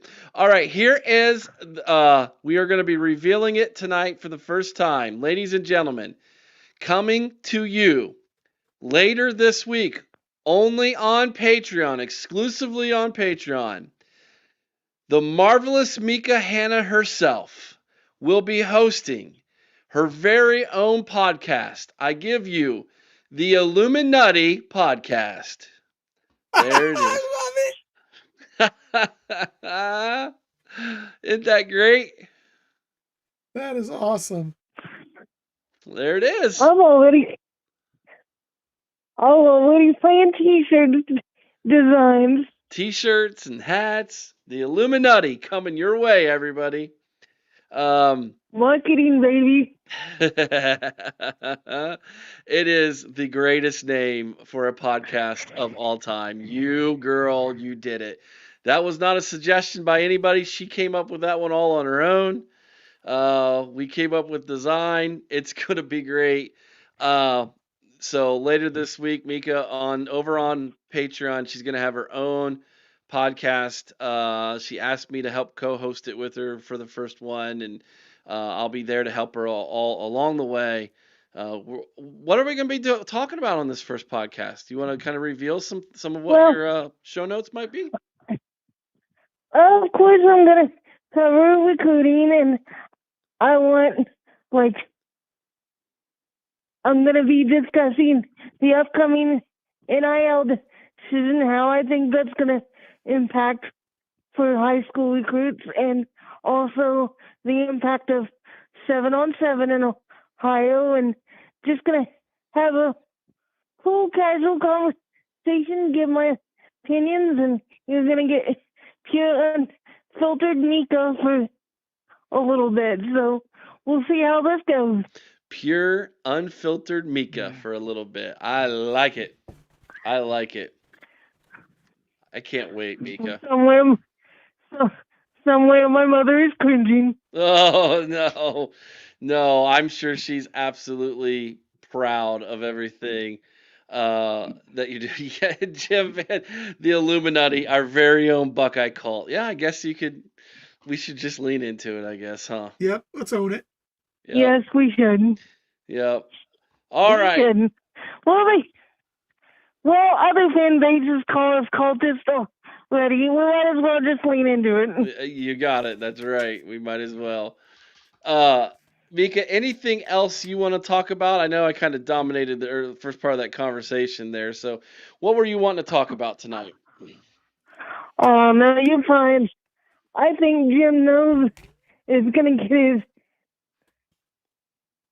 face busted in this weekend, man. I think we're going to be fired up, especially our defensive players. Like, for him to leave the way he did, and I think we're going to be fired up. I don't think we're going to let them score at all. And I just think it's going to be a rough day. And don't get me wrong, I love Honkmeyer. I think he's a great prospect. I'm a huge fan of that kid, but it's going to be a rough day for him. Only his second start, and He's a freshman, true freshman. I mean, this is a monumental task for him. I expect Penn State to hand the ball off a lot. Yeah, their running backs are gonna get 30, 40 plus carries maybe. Well, Ohio State better be ready for it. Yeah, I think we will be. I look for our linebackers to have a big day Saturday. Yeah, I do too. 10 plus tackles for both of them. I think Pierce has a big day. Peyton Pierce, yeah. Yeah, he does a real good job teeing off in the run game, and I think he's gonna have a huge day. He's my spotlight player for the game. I think he's gonna have a huge game. Tyler, to answer that question, watch the preview show Wednesday night. We break down all the stats for everybody for our preview Wednesday night. So make sure you tune in for that video. Yeah, that's a good pick, Peyton Pierce. That's a good one because we might end up playing a lot of 3 linebacker sets in this game simply because we're going to be able to cover those receivers one-on-one pretty easily. In fact, I wouldn't be surprised if we go single high most of the game. We bring down the safety in the box and just say, hey, see ball, get ball, go tackle the ball carrier, everybody. Yeah, I think we will, and I think we'll have. I think this game will be done early, and a lot of young guys will get some playing time because I just don't think things are so messy out there, and I don't think it's gonna be close. I think we're coming in to this game motivated, and we're gonna be on them early, and it's gonna be over. There you go. That sounds like a plan. Do you have a score prediction? I'm going 42-0. Woo! Mika, you're scaring me to death. That's only 8 points away from watching Caden be the co-host on this show next Monday night. That'll be so entertaining. Oh, heaven help us all. if that happens. Oh my goodness. Mika, anything else on your mind? Just love you guys. Excited for the show. Hopefully, it turns out okay. I hope everyone likes it. I do want fan involvement, guys. If you have any ideas for topics, things you want to see, feel free to let me know on the message boards. If there's recruits you want me to check out, hit me up. I'm always looking for new players and new film to watch. Fan involvement is great. Sounds good, Mika. Thanks for calling in. Looking forward to recording with you your first episode of the Illuminati podcast later this week. Take care. OH. I love you guys. Night. Good night. Night. The marvelous Mika Hanna, everybody. We go from the marvelous one to the living legend. It is Ray. How's it going this evening, Ray? Oh, he's behind. We can hear Mika in the background. Yeah. Ray, we hear you. Ray, you're live. Hey, Ray.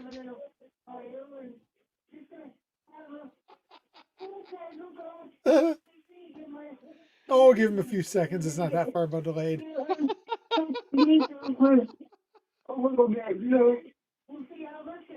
Hey, Ray. I like it. Ray, can you hear us? Hello? Ray, you're live on the air. Oh, I'm sorry. I was watching your program on the TV, and Oh, it was way Ray, can different. I ask you a question since you're watching me on Yeah, TV? go ahead. Does the television add about 20 pounds to me? I don't know. I don't think you look all that bad. I would say What are you talking about? 40 in your and my cases, Eric. Oh, Chris. Oh, buddy, I'm just kidding with you, man. How was your bye week this past weekend, Ray? Well, that's the reason I'm calling you. Did you guys watch that Michigan State Oh, game? yes, we did. I know you had a party thing on it. You know, I'm going to say something, and I really believe this in my heart. I believe the NCAA and the Big Ten wants Michigan to get in this playoff after watching that game. Now, I know the state had a bunch of penalties, 120 yards or whatever it was. But on that one, I mean, we finally get a turnover on these jokers, and they call it. They even had the referee and the two announcers both said he is not offsides. Why they called that, I'll never know. And it cost State. I don't know if they'd have won the game, but it was only 10-7 when it happened. And did you go over all them turnovers I told you about the last 4 years at Michigan? Yeah, it's 20.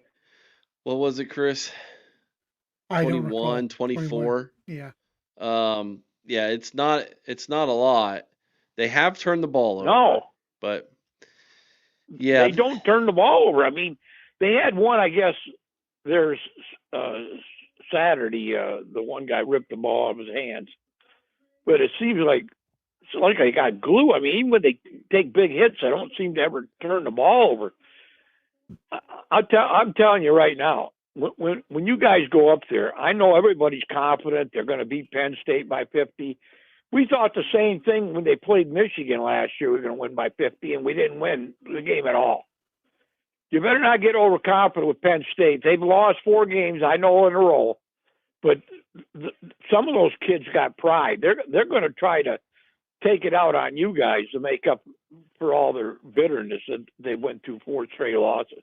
I don't see any way you're going to beat them by 50 points. No way. I don't either. That's why I'm confident in my bet. I don't either. Yeah. But I just don't see it. Yeah, I don't either. But I'm confident we're going to win the game. My score prediction is 31-13.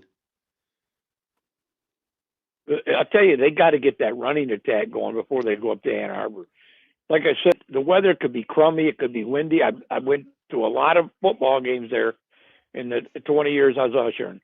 And that wind's whipping around, and you're not going to throw the ball like you think you're going to throw it. And what's the one thing they have did the last 4 years when they beat us? They shut us down with the passing attack because they were all over our receivers, and they stopped the running attack. And that's what they're going to try to do this time. They're going to try to stop your running attack and then make you throw the ball. If it's windy, 30, 40-mile-an-hour winds, I'm not saying this quarterback you got isn't great because I think he is. But it's a big difference with the winds blowing like that. You're right. But I will say this, too. It was crummy weather against Tennessee, and it was cold, and we threw the ball around the shoe against Tennessee, and if we would have done that against Michigan 2 weeks before, we would have beat them. So, yeah, I agree with that. But the wind wasn't blowing like that, was it? I mean, it was. I was at that Michigan game. The wind was not terrible. Like they played way too conservative. We were way too conservative, way too stubborn. We fell right into their trap, like idiots. Yep. And then we got in a fight afterwards. So, I mean, it was just the perfect storm, I guess you could say. But, you know, I'm not for making excuses. And Ryan Day knows better than to try to make excuses. There are no excuses. You go up there and you beat that team. Michigan is not a playoff caliber team. They are not. They're not even good, Eric. I don't think so. That terrible Michigan State team, in a lot of ways, should have beat them if they would have just, got some first downs. My gosh, they were terrible offensively. defensively, Yeah, Michigan State they played only lost dominant. 31-20. Yes. There's no reason why Ohio State shouldn't go up there and dominate that football game. They just got Well, the only thing that worries me, don't get in a tight game with them, because the third and fourth quarter, they seem to get the calls a lot. You would think after all the cheating and all the scandal, it would go the other way, but I've noticed.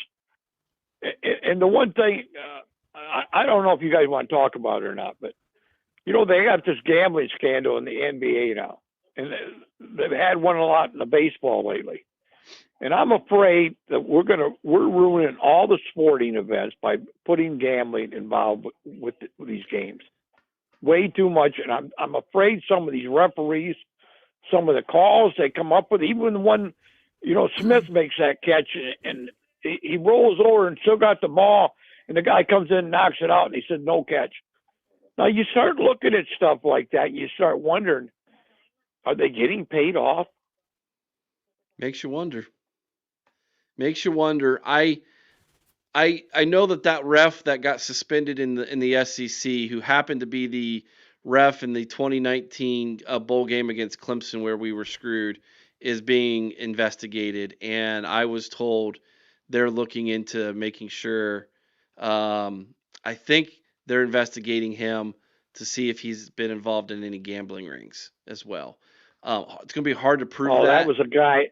That was the one. I go back to. I couldn't believe that one. Where was it an interception? We ripped the ball up for a fumble. Yeah, so the Clemson receiver catches it, takes 2 or 3 steps with the ball out from his body, then he drops it. We pick it up and go score a defensive touchdown. They turn it over and said no catch, incomplete pass. Would have changed it. We would have won that game easily. That was pathetic. Yeah, pathetic. Ray makes a good point with that, though, Eric. Sorry, Ray. I was just gonna say you make a really good point, because I think you have to be skeptical of a lot of the officiating now, given what's going on in sports as a whole, and you need to be skeptical of guys like the SEC official who was just suspended. You need to be skeptical of, if you remember back, let's think back to that Ohio State Georgia game, the shot on Marvin Harrison Jr. That was called a targeting on the field, and it was an obvious targeting when they showed the replay, and the replay official overturned it. When things like that happen, from now on, there's always going to be a question: how much is this guy getting paid? Yep. You're right. It's ruining sports, Ray. It really is. Did you see the state play where the guy ripped the ball out of his hands for a fumble? I did. And then they come back and said that the kid was offsides, which clearly even the referees and the other people said there's no way that he was offsides. Yeah. sad. That kind of gets you, because it was only 10-7. I'm not saying they would have won the game. It's a momentum changer. State's a pretty bad team, but who knows? You know what I'm saying? Yeah, you don't know.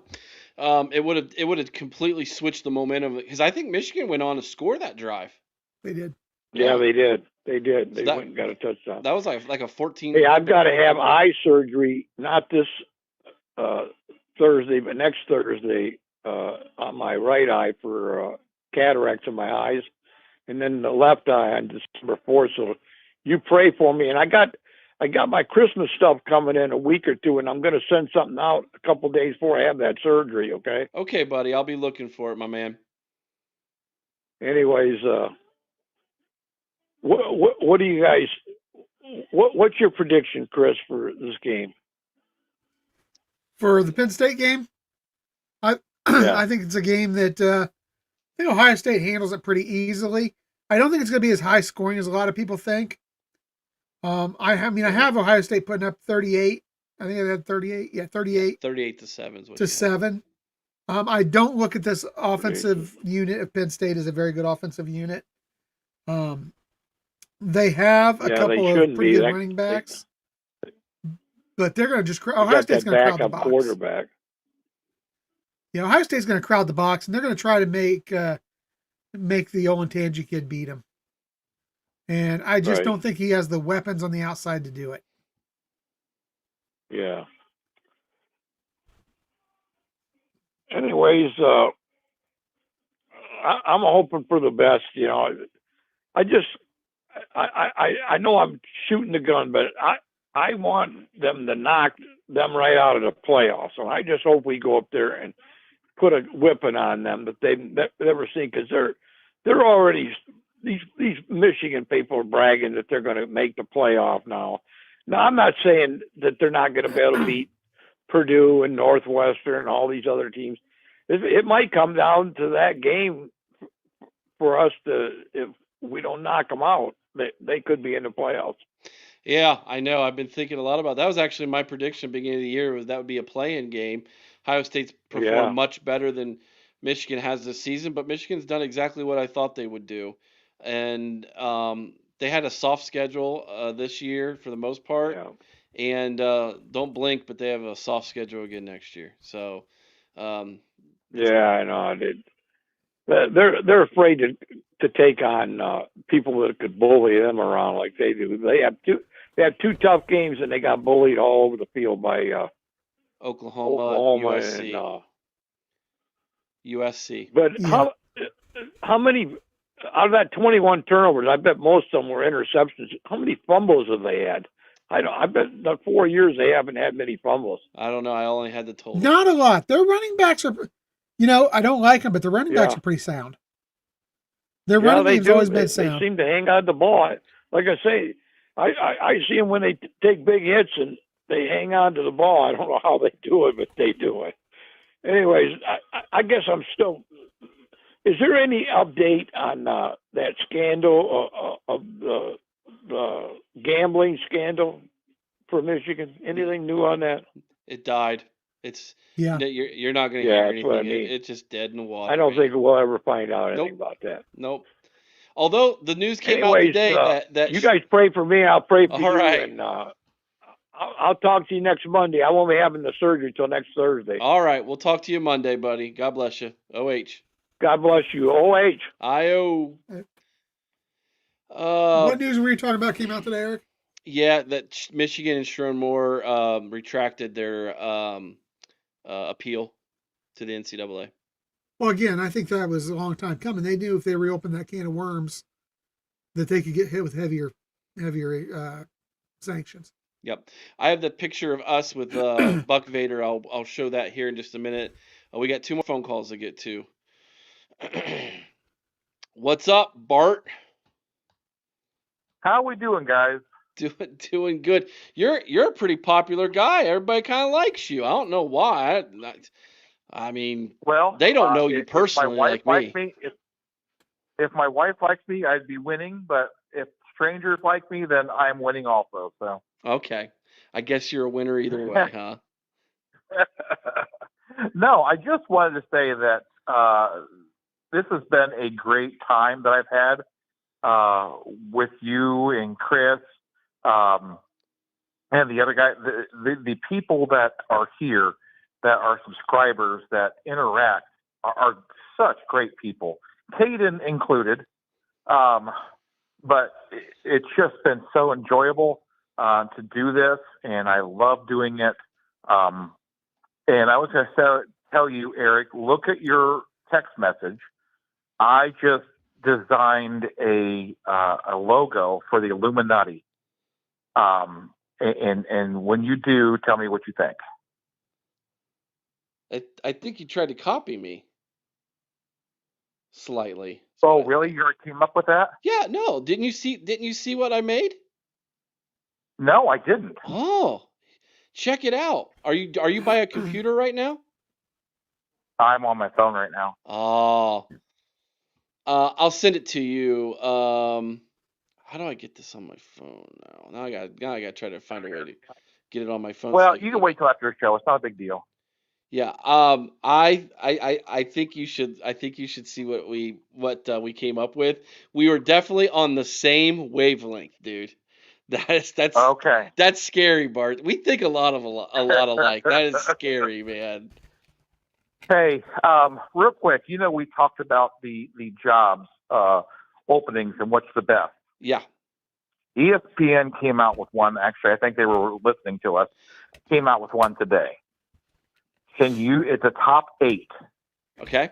Can you see how close you can come to that list? I have the list here. Okay. So Number you one and is Chris can come up with Yep. what you think is the top All right. 8 and what ESPN thinks is the top 8. all right. I have not seen this list. Chris, have you seen this list? I have not. All right. We'll do it together. I'm going to say LSU. Do you agree with that, Chris?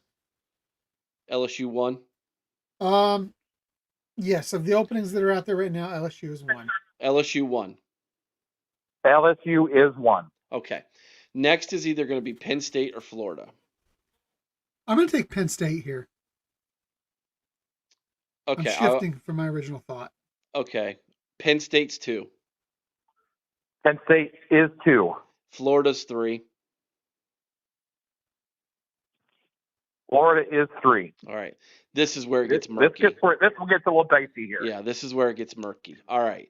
So we've got, let's think about this. You got Oklahoma State, you got Arkansas, UCLA. Virginia Tech, and Oregon State. Those are the other 5. I'm going to say Arkansas's next. I agree. Arkansas. That is Oklahoma State. Oh! And that makes sense because we talked about The donor situation there. yes. That's exactly what ESPN said. Is Arkansas it's 5 then? Arkansas is not 5. Is Let me it guess. Virginia Tech. It's Virginia Tech. Virginia Tech is 5. We talked about that last night, how that could be a good brand to have. Yep. Okay. So that means the last 3 are going to be UCLA, Arkansas, and then Oregon State. Oregon State is Don't 8th. forget UAB. Yeah, right. Oregon State is 8th. Am I right about that? Oregon State's not on the list.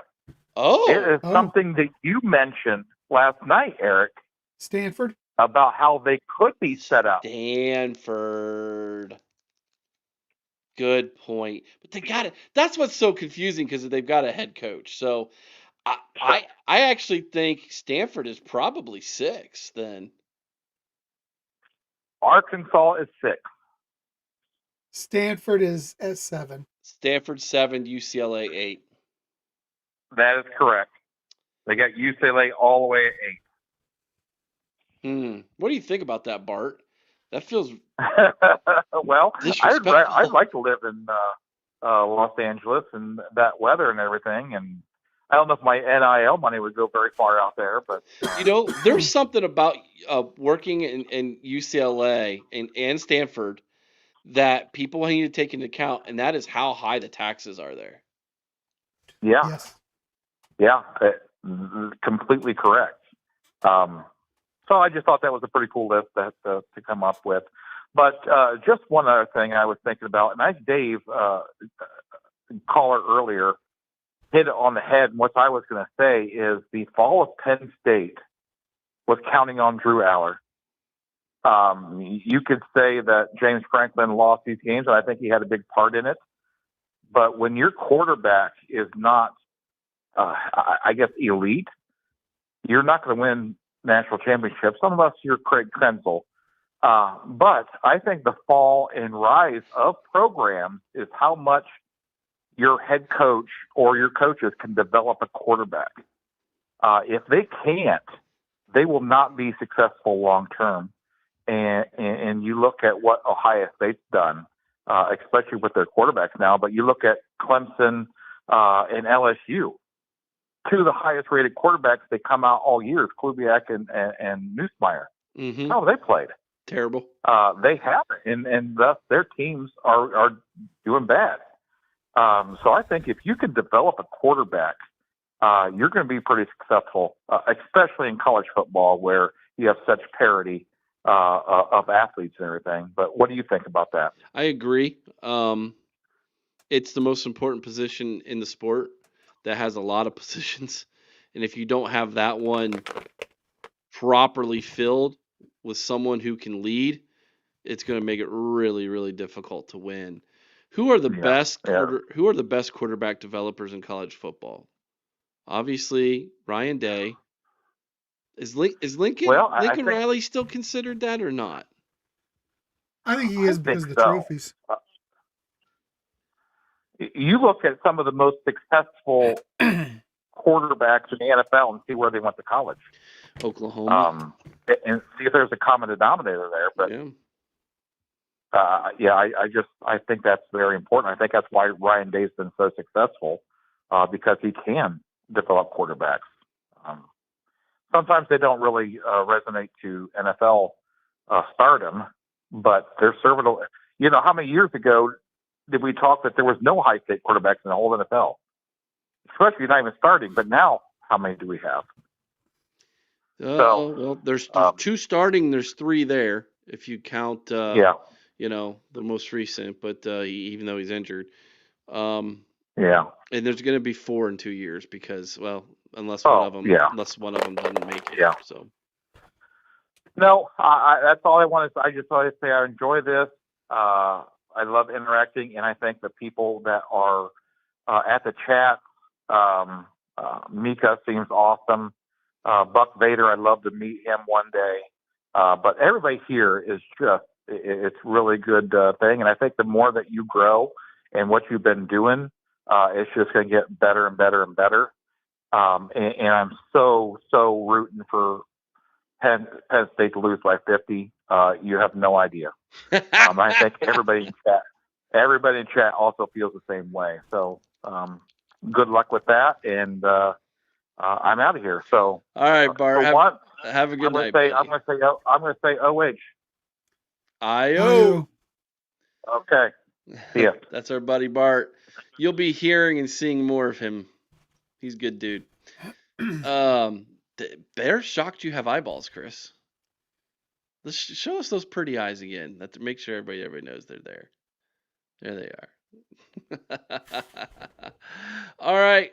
Last part of it's the call. gimmick. The other part is the fact that I've got my light right in my face. Yeah, the gimmick. Let's go to our last phone call tonight. Let's see if he's still awake. Sean, have you fallen asleep yet? Put the lotion on the skin. You get the hose again. That's what Caden says to all the women tied up in his basement. Oh, come on now. That's not fair. That's not fair. That's no fair. Hey. His agent, I think his agent's Mr. Sacco, you know what I mean? Yeah. Well, we're going to have to get to the bottom of the agent thing. That was kind of funny.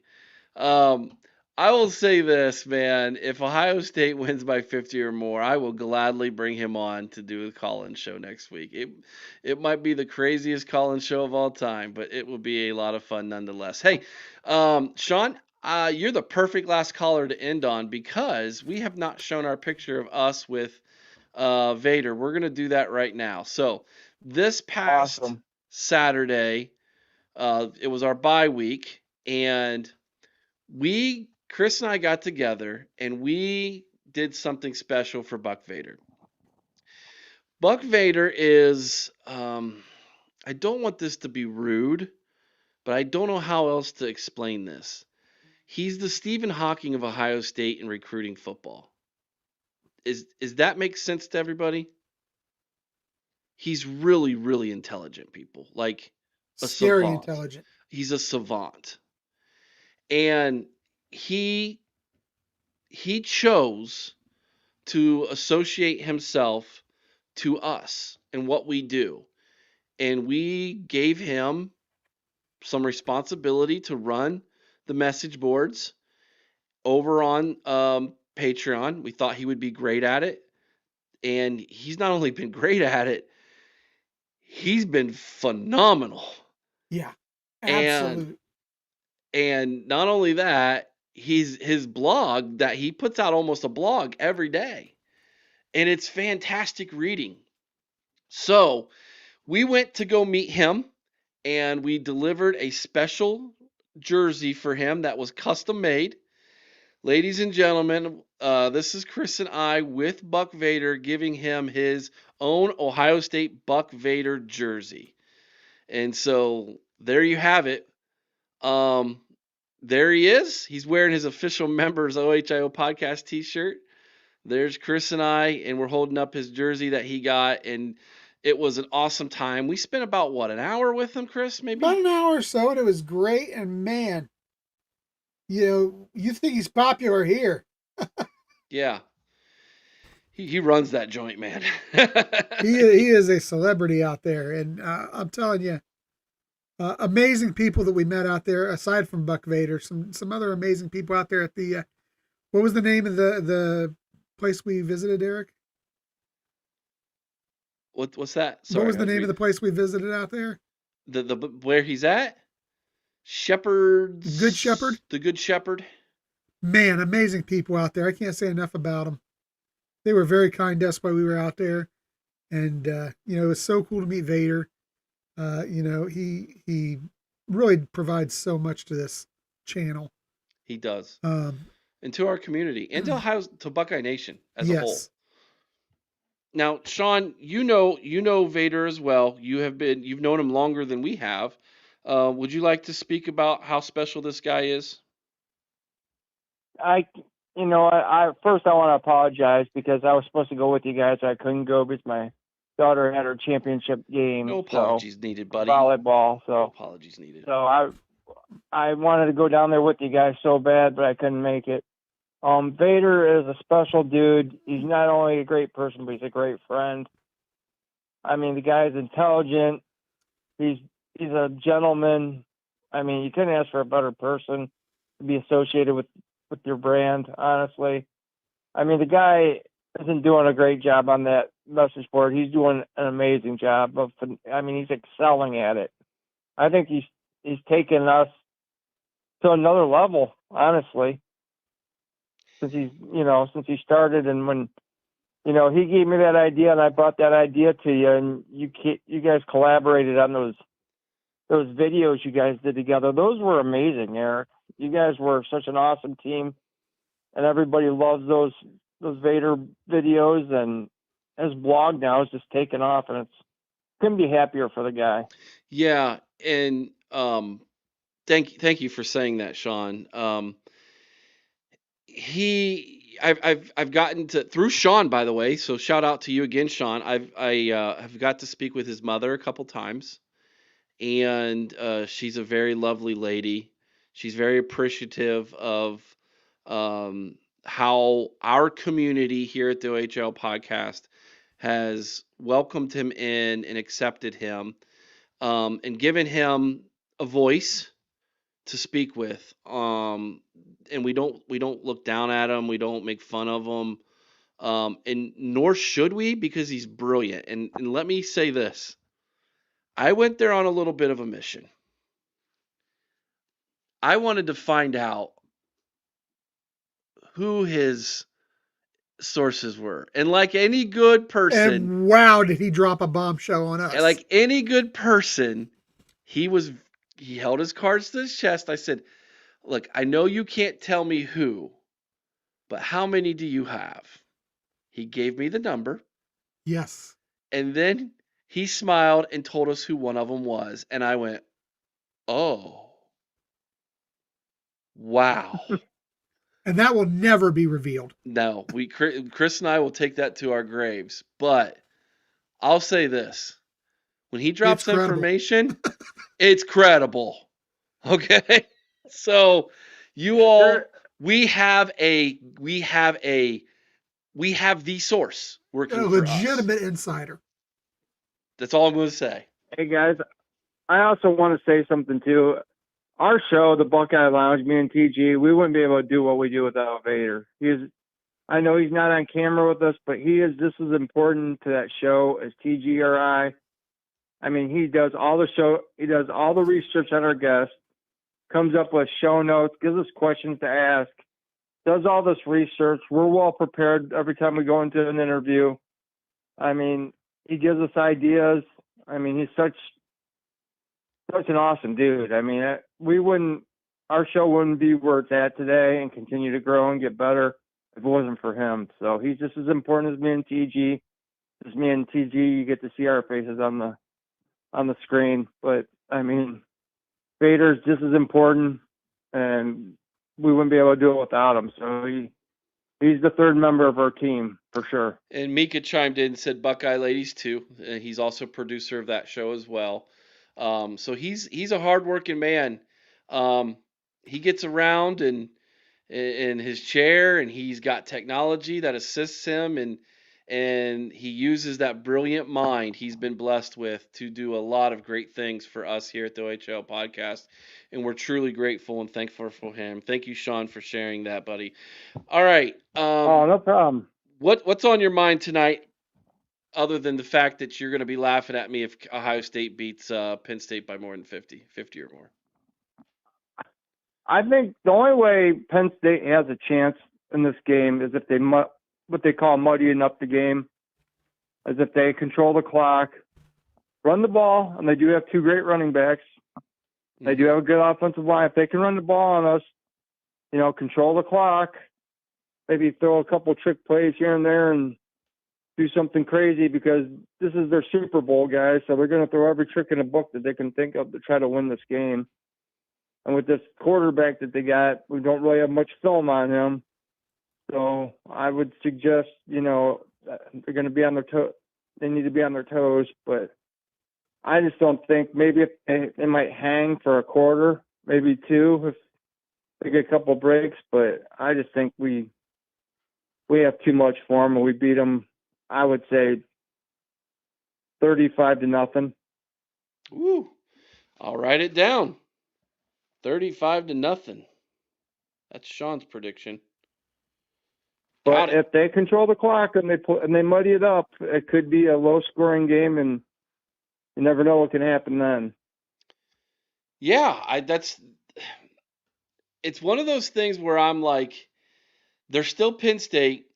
They're still probably the third best roster in the Big Ten as far as recruiting rankings on a totality scale here.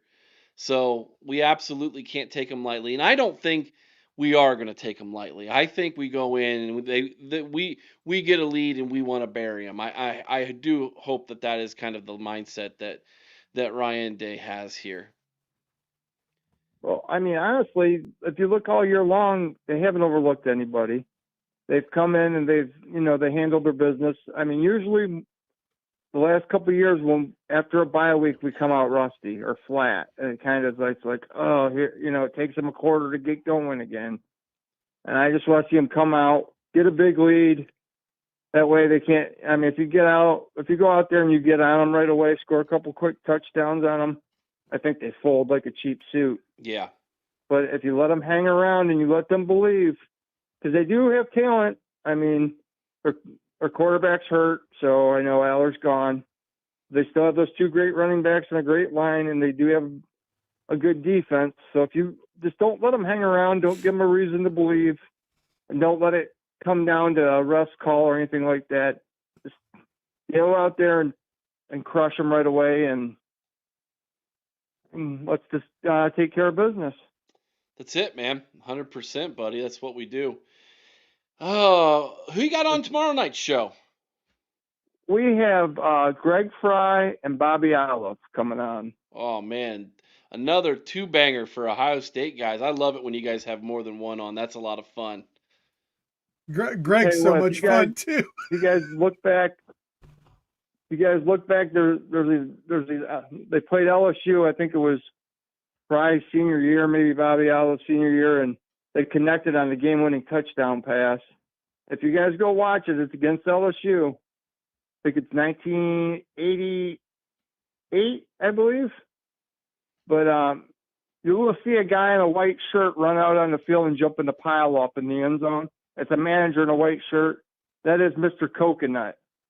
The Coconut Dreams in our chat. That's him. He ran out on the field when they scored the winning touchdown. He jumped in the pile and he ran off. He was wearing a white shirt. You can see him plain as day. Good old Coconut, man. Yep. That's funny, dude. I have a Coconut picture I can put up on the screen here. I thought Buster? Yeah. Buster Douglas? Yeah, he sent that one to me, and I kept it. Let me see if I can find it. Yeah, here it is.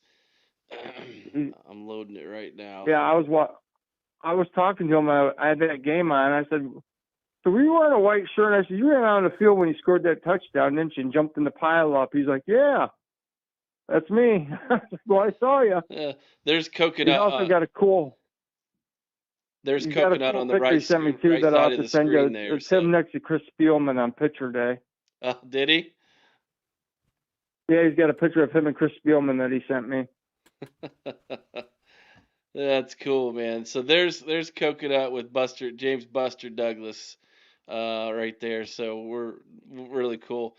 Between him and my buddy Carl, who shows up every now and then to make a comment or two, we got two former student trainers that call the OHIO podcast home. Got a lot of stories. You know what? I think would be cool is if they did a blog together on the, just on the Patreon channel. It'd be awesome to hear a bunch of tales that they got. They probably both got some really awesome stories. They Cool do. if we could get something like that, Yeah, maybe I can get Carl to join me one day in studio. Let's just sit down and interview him and let him talk. It'd be a lot of fun. But yeah, maybe we can get it. Maybe we can get him to on do the podcast. Have him come on the lounge and tell some tales from the, being a manager and what it's like. And I mean, he got to hang out with Chris Spielman and those guys, so that's got to.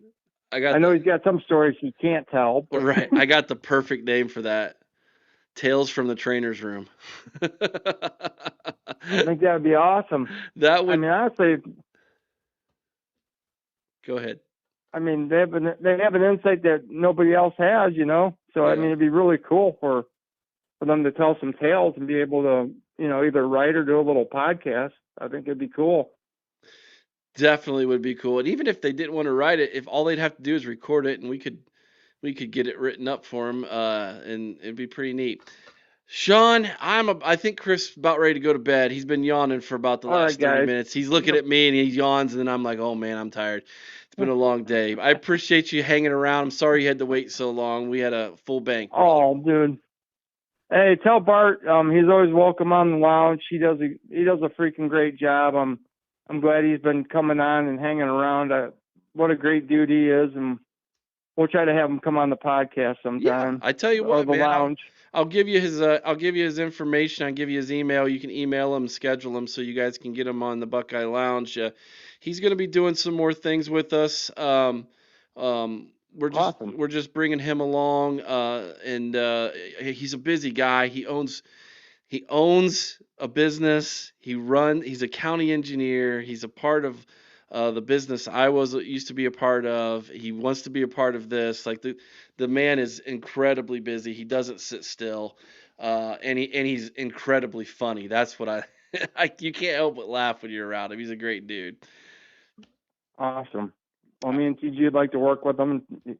Maybe come on, and we'll have a blast. So. Yep. Thanks again for having me on, guys. You're Appreciate welcome, it. Sean. You guys do an awesome job. Thanks, buddy. Appreciate you. Have a good night.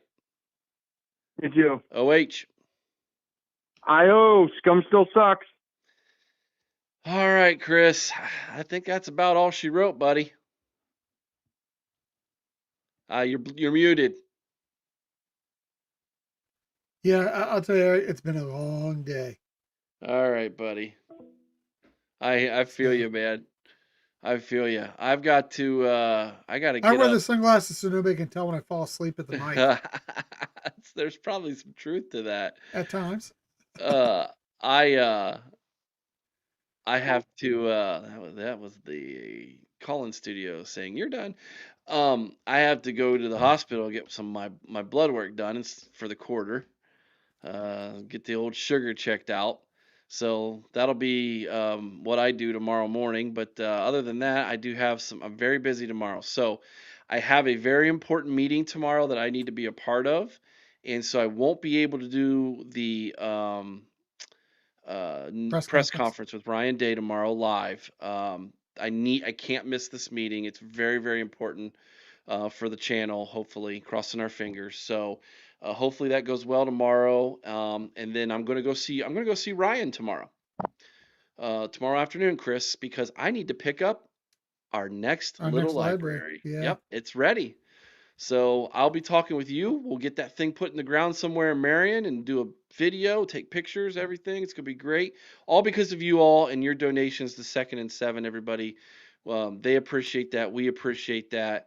And of course, we'll just keep plugging away here at the OHL podcast, giving you guys the very best content. If you haven't already, please consider going over to Patreon and joining. We're having a ball over there, man. It's just a great time. The game watch parties, the blogs, the message boards, the extra video and content you guys are getting. It is so worth it. I can't tell you and can't stress it to you enough. It's the best value in Buckeye Nation out there, I'm telling you. And Buck Vader is legit. Absolutely. Absolutely. All right, Chris, Buckeye Nation, have a good night. I'm going to leave you and bid you adieu by saying goodbye, big game, James. It is the Ohio State versus Penn State theme song. Good night, everybody.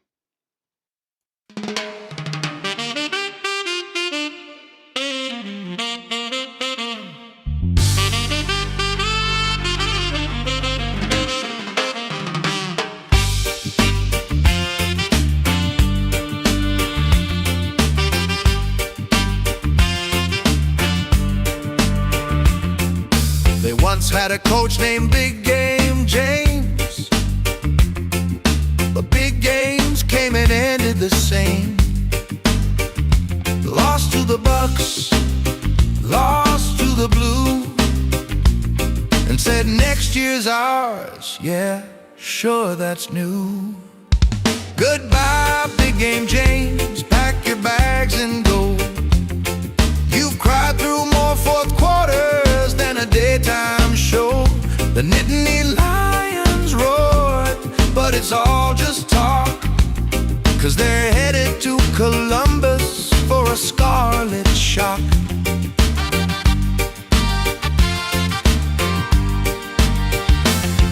Now they hired Jim Knowles, thought he'd bring some bite, but he left Columbus like a kid in a fight. Took his playbook, pouted, said you'll see. Now the Bucks can't wait to hang 43. Oh, Jimmy, welcome back to the shoe, where your blitzes miss and your linebackers stew. You said you'd stop the Bucks, bless your soul, but Ryan Day's cooking and he's on a roll. They'll white out their dreams, but it won't help a bit when Jeremiah Smith's out there making them quit. Penn State fans will say we're almost great, but that's been their line since '98. Now Franklin's gone and Knowles feels blue. They're both searching for wins they just can't do. And while they whine about refs or fate, the Buckeyes keep marching 8-0 and great. So here's to the Bucks, the pride, the might, defending the shoe during a Saturday fight. Penn State can roar, they can claw, they can pray, but they'll crawl back home by the end of the day.